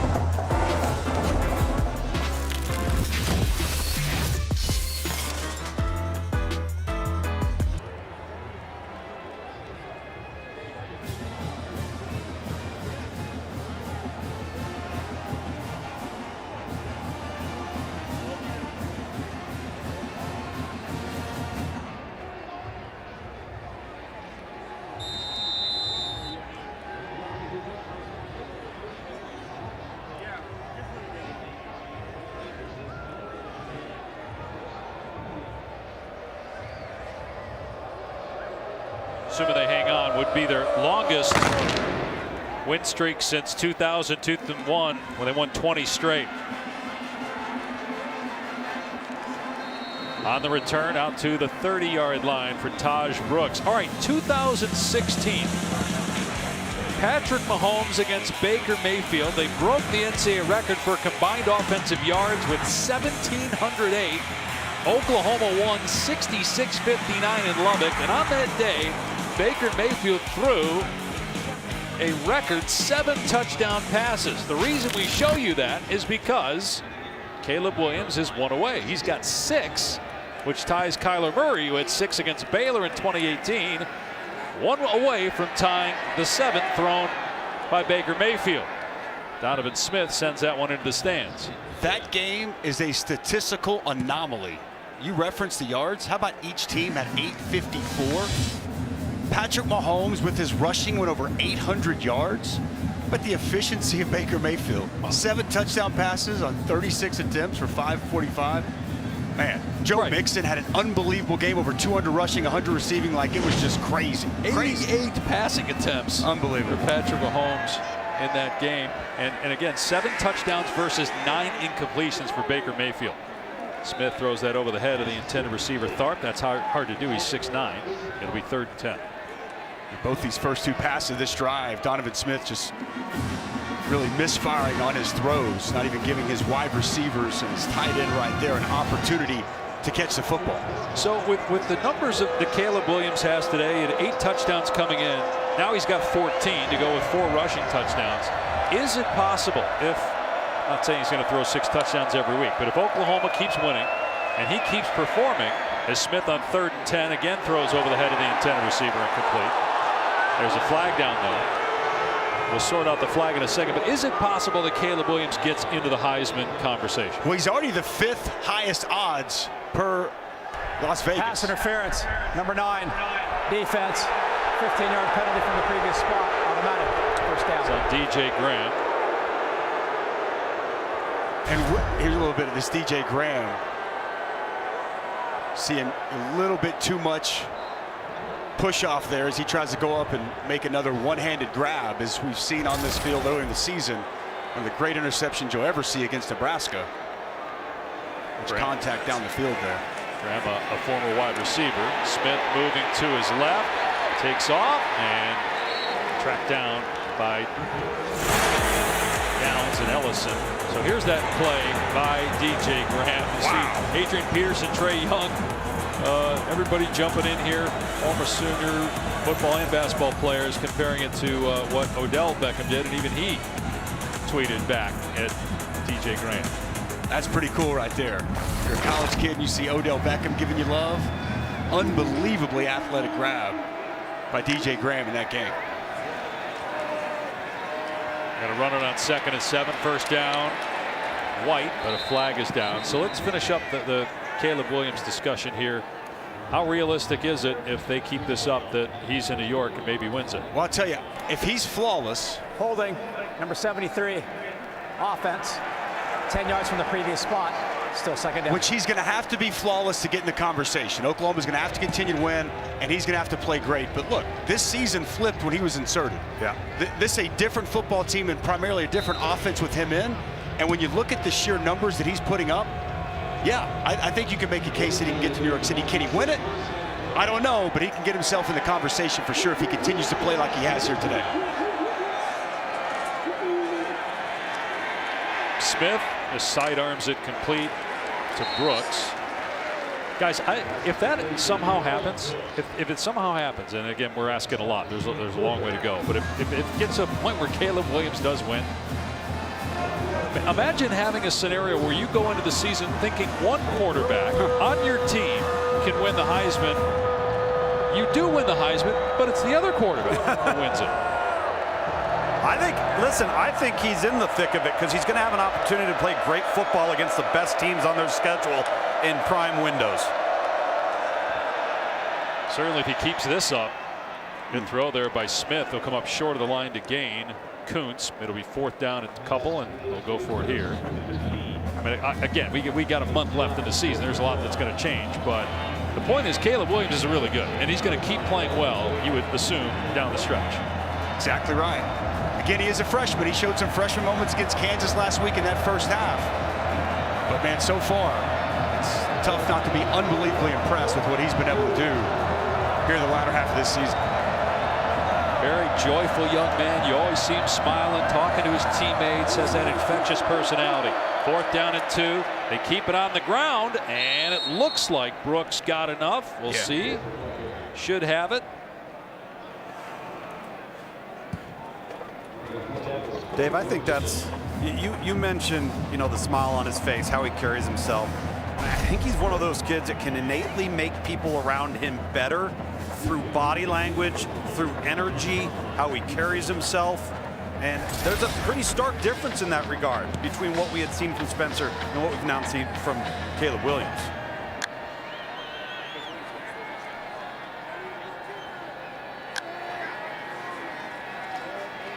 Smith, arm hit, and it's recovered by Isaiah Thomas. He forces a fumble, and he recovers it. Well, Isaiah Thomas has really stepped up for this football team. Let's watch him here. Earlier, he's been working from the inside as a D tackle. Now he's out as a wide 5 technique. Good hands, and he gets that ball out from Donovan Smith. Outstanding afternoon for the senior, Isaiah Thomas.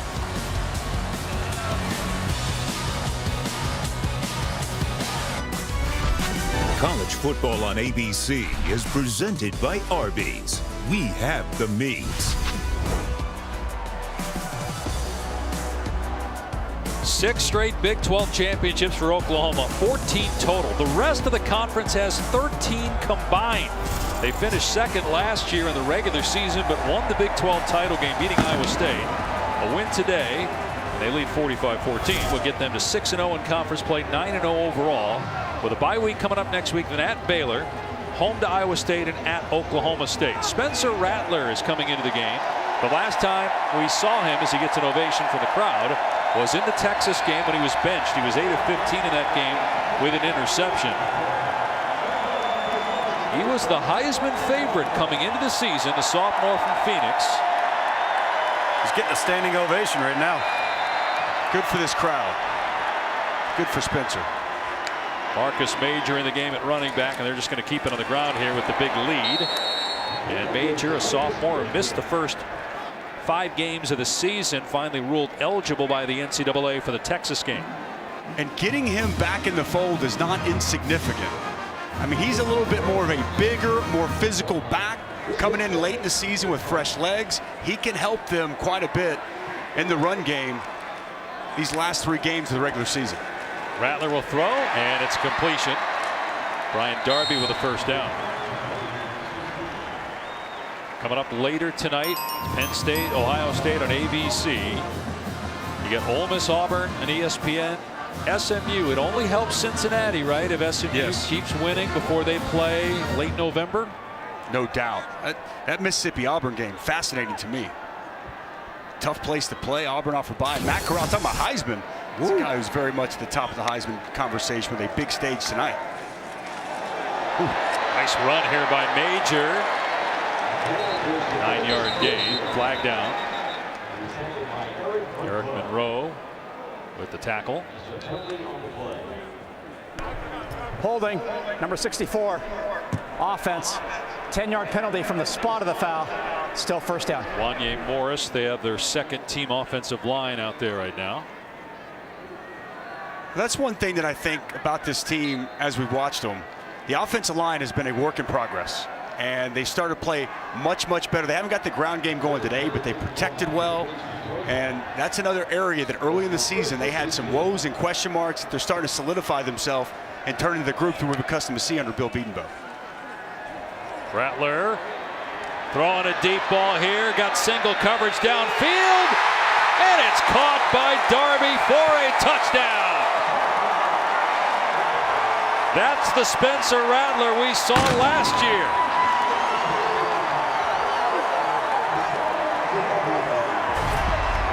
Well, it always starts with protection, and it was an outstanding job. Defense, that penalty is declined.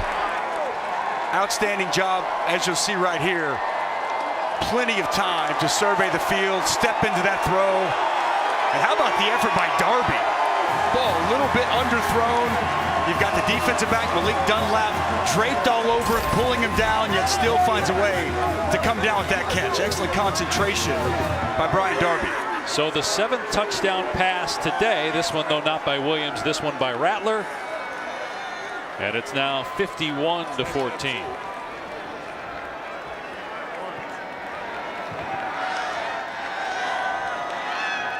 You see Rattler getting congratulated by his teammates, and you guys talked before as they're still looking here to make sure it was caught. They did rule pass interference, so if it's an incompletion, it's still pass interference. It does look like he controls it all the way to the ground. But you guys talked about keeping Rattler involved, keeping him engaged, because you never know when you might need him again. Well, 52-14, Sooners up big. Spencer Rattler getting his first game action since the Texas game 3 weeks ago with a touchdown pass to Brian Darby.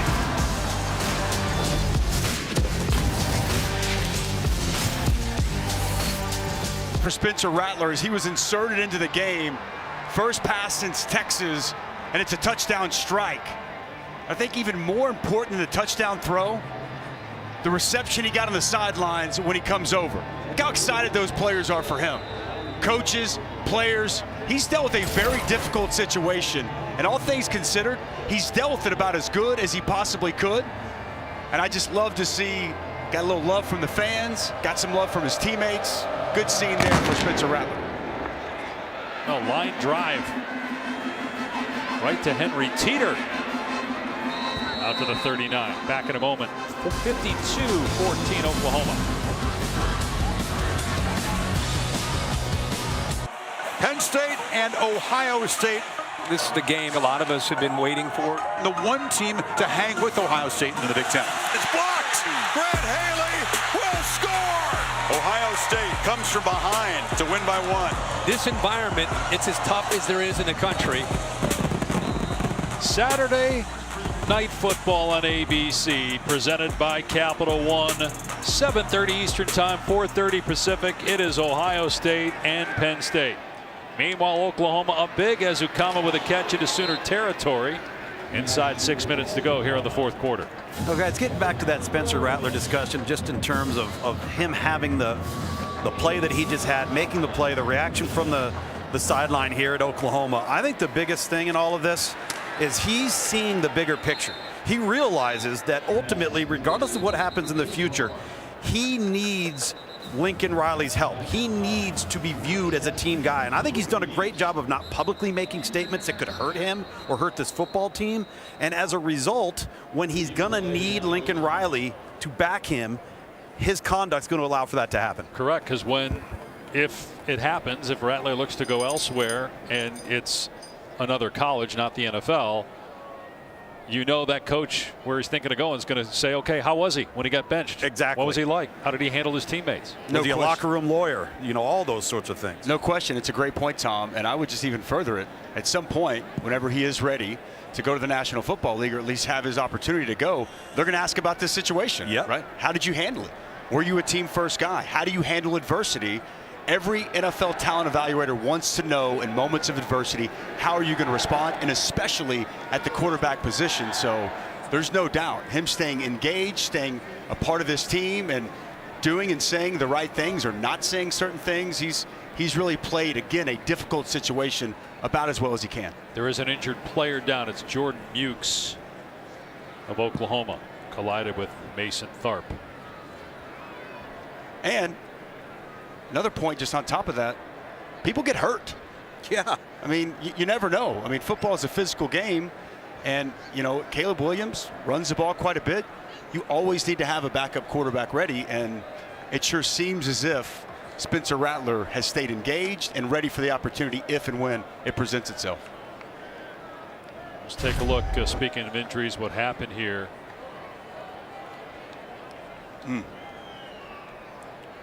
Big collision there is Mukes. I mean, that's a big dude you're trying to tackle. 6'9", 250-pound tight end. Mukes about 6'1", 200. Some helmet-to-helmet contact there too. True freshman defensive back Jordan Mukes.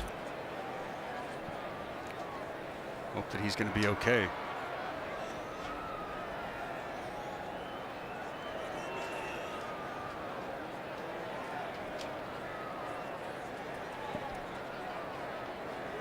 So while we have a moment here as they tend to Mukes, and hopefully he's all right, you know, thinking big picture about Oklahoma, just looking at the remaining schedule, you know, you get the bye week and then you're playing a hot Baylor team.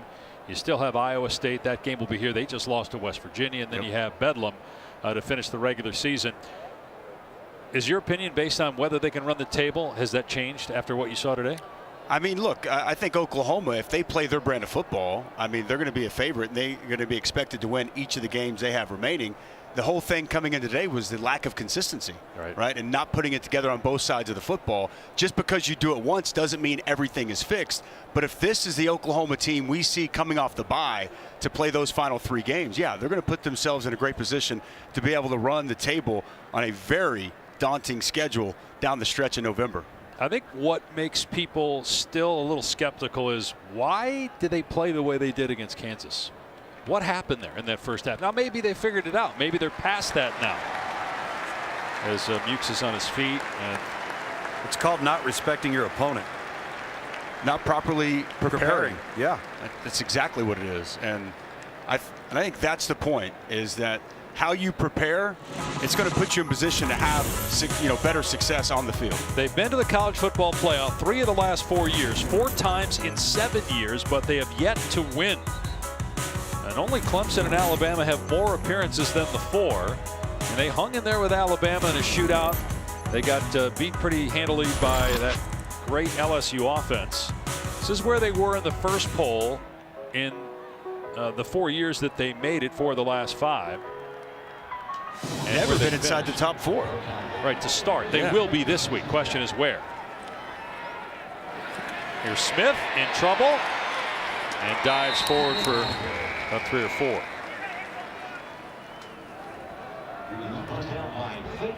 And if Ohio State wins tonight with a win over a ranked team, does that improve? Oklahoma again got jumped by Alabama. Alabama's off. That's why I said I'm just really interested to see where the committee has, if Ohio State wins, where they have Ohio State. I mean, Georgia's going to be one. Where do they have Michigan State? Where do they have a one-loss Alabama team? And then the big one to me, where do they have Cincinnati? I got another big one you didn't mention. Where do they have Oregon? Yeah. I mean, of all the teams, Oregon's got the best win. True. I mean, you know, and again, I'd even mention that was without Kayvon Thibodeau, who's now back healthy and a unbelievably disruptive force for that defense. So I'm saying there's going to be all kinds of debate after Tuesday night. Those initial CFP rankings are released. Right, is the Michigan State win at home over Michigan bigger than the Oregon win at Ohio State? A lot of room for White, and he's inside the 2. First and goal. Tell you what, guys, it hasn't been easy for Alabama either. You look at the Tennessee game, obviously the loss on the road to Texas A&M. It hasn't been as effortless as we become accustomed to seeing it. You know, we get conditioned and spoiled sometimes, I guess, to see, you know, an Alabama being Alabama or a Clemson being Alabama, and then when they're not, it becomes more magnified. Don't forget that Florida game too that came down to a 2-point conversion. Right. So first down and goal. Into the end zone is White for the touchdown.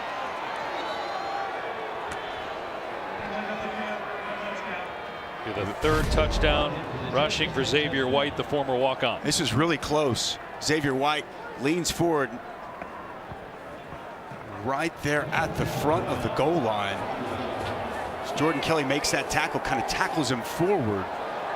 As White was extending for the front of the goal line. I don't know. I think he's a little bit short, to be honest, guys. Well, I thought so too. I thought the knee was down. The ball hit the ground before the goal line. Right. Yeah. Looks like it's going to stand. They're not even going to. They obviously review everything, but not a situation here where they're going to review it any further. And Garibay makes it 52-21. Oklahoma is going to go to 9-0. This will be 17 consecutive wins. That is the longest active win streak. Georgia is number 2 with 12 in a row, and that includes today. And then you got look at UTSA. They're tied for 3rd along with Cincinnati and Michigan State at 8 straight. UTSA potentially significant for some of this crowd. Jeff Traylor is going to be a name that I think probably has already been thrown out there as a potential replacement for Texas Tech. Sonny Dykes another name, but that's impressive, man. Look, and again, I know it has not been pretty, as we showed the graphic coming in, how some of these wins for Oklahoma have been very narrow. But having the ability to just find a way to win, I mean, there's something to be said about that. I think it makes you a better football team when it's not easy.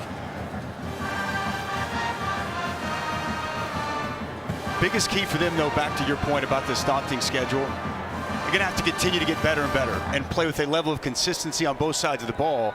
And I think that really goes back to on the practice field, the week of preparation leading up.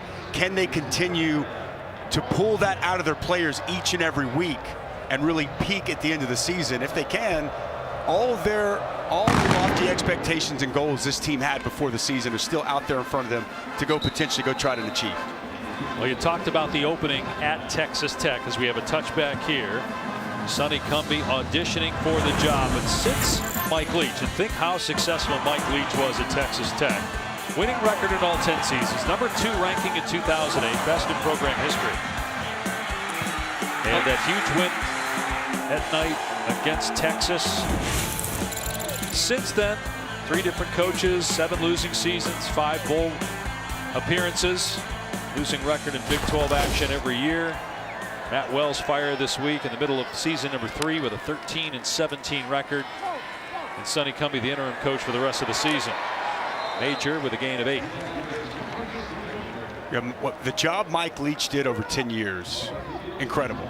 I mean, it really is. I don't think it's talked about or spoken about enough. And then you look at all the coaches from those teams, 2 of them managing these sidelines right now, and they're littered all throughout college football. It was an unbelievable run there in Lubbock, and I think that he set the bar so high. That's what the fan base, that's what the program, they want to try to get back to that level. And you just kind of wonder, was that lightning in a bottle with Mike Leach there in Lubbock, or can they get back to that same level? Having winning seasons every year, going bowling every year, and being in the Big 12 and the national conversation, on different sets of circumstances. Hey, Tom, obviously you're the national recruiting director for ESPN. Yep. Just how difficult is it to recruit to Texas Tech? Well, I think it's significantly difficult, particularly under normal circumstances. And when you consider the pandemic, this is a coaching staff that hasn't been able to go out on the road since, 2019. So you're at an outpost destination, and you can't get kids on campus in person, and you can't get off campus to go see them.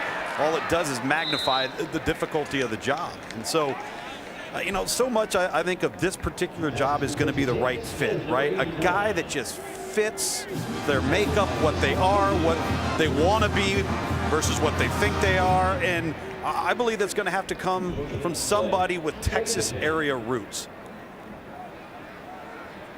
Yeah, totally agree, Tom. Talking with Lincoln Riley on Wednesday, he kind of echoed those sentiments. That's obviously his alma mater where he went to school. He has a lot of pride in that program. And we asked him that specifically, and that's exactly what he said. It's a fit job and somebody who embodies the same values, much like a lot of different jobs around the country are, but maybe even Texas Tech more so than others is, man, big collision there with Eric Monroe and Marcus Major.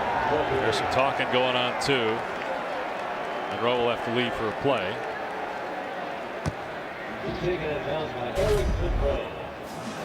Pads popping, a little counter scheme action. Marcus Major lowered the boom on Monroe. He is a thick, physical runner, and you can just tell he got some fresh legs. The rest of these Sooners have been playing 9 straight weeks, and Marcus Major is out here looking as spry and fresh as anybody we've seen on the field today. Texas Tech keeping a lot of its starters out there in defense. Final minute here in Norman. Spencer Rattler coming in here late in the 4th quarter, does have a touchdown pass as Major gets the first down. Then he fumbles the ball out of bounds. Sooners will have 2 weeks to get ready for a game at Baylor. Baylor has TCU next week. Big 12 race in the month of November. It's going to be fun. Baylor's playing some great football. Oklahoma has to go to there. Oklahoma State, again, almost put themselves in position to win at Iowa State a week ago. Oklahoma has to travel to Stillwater.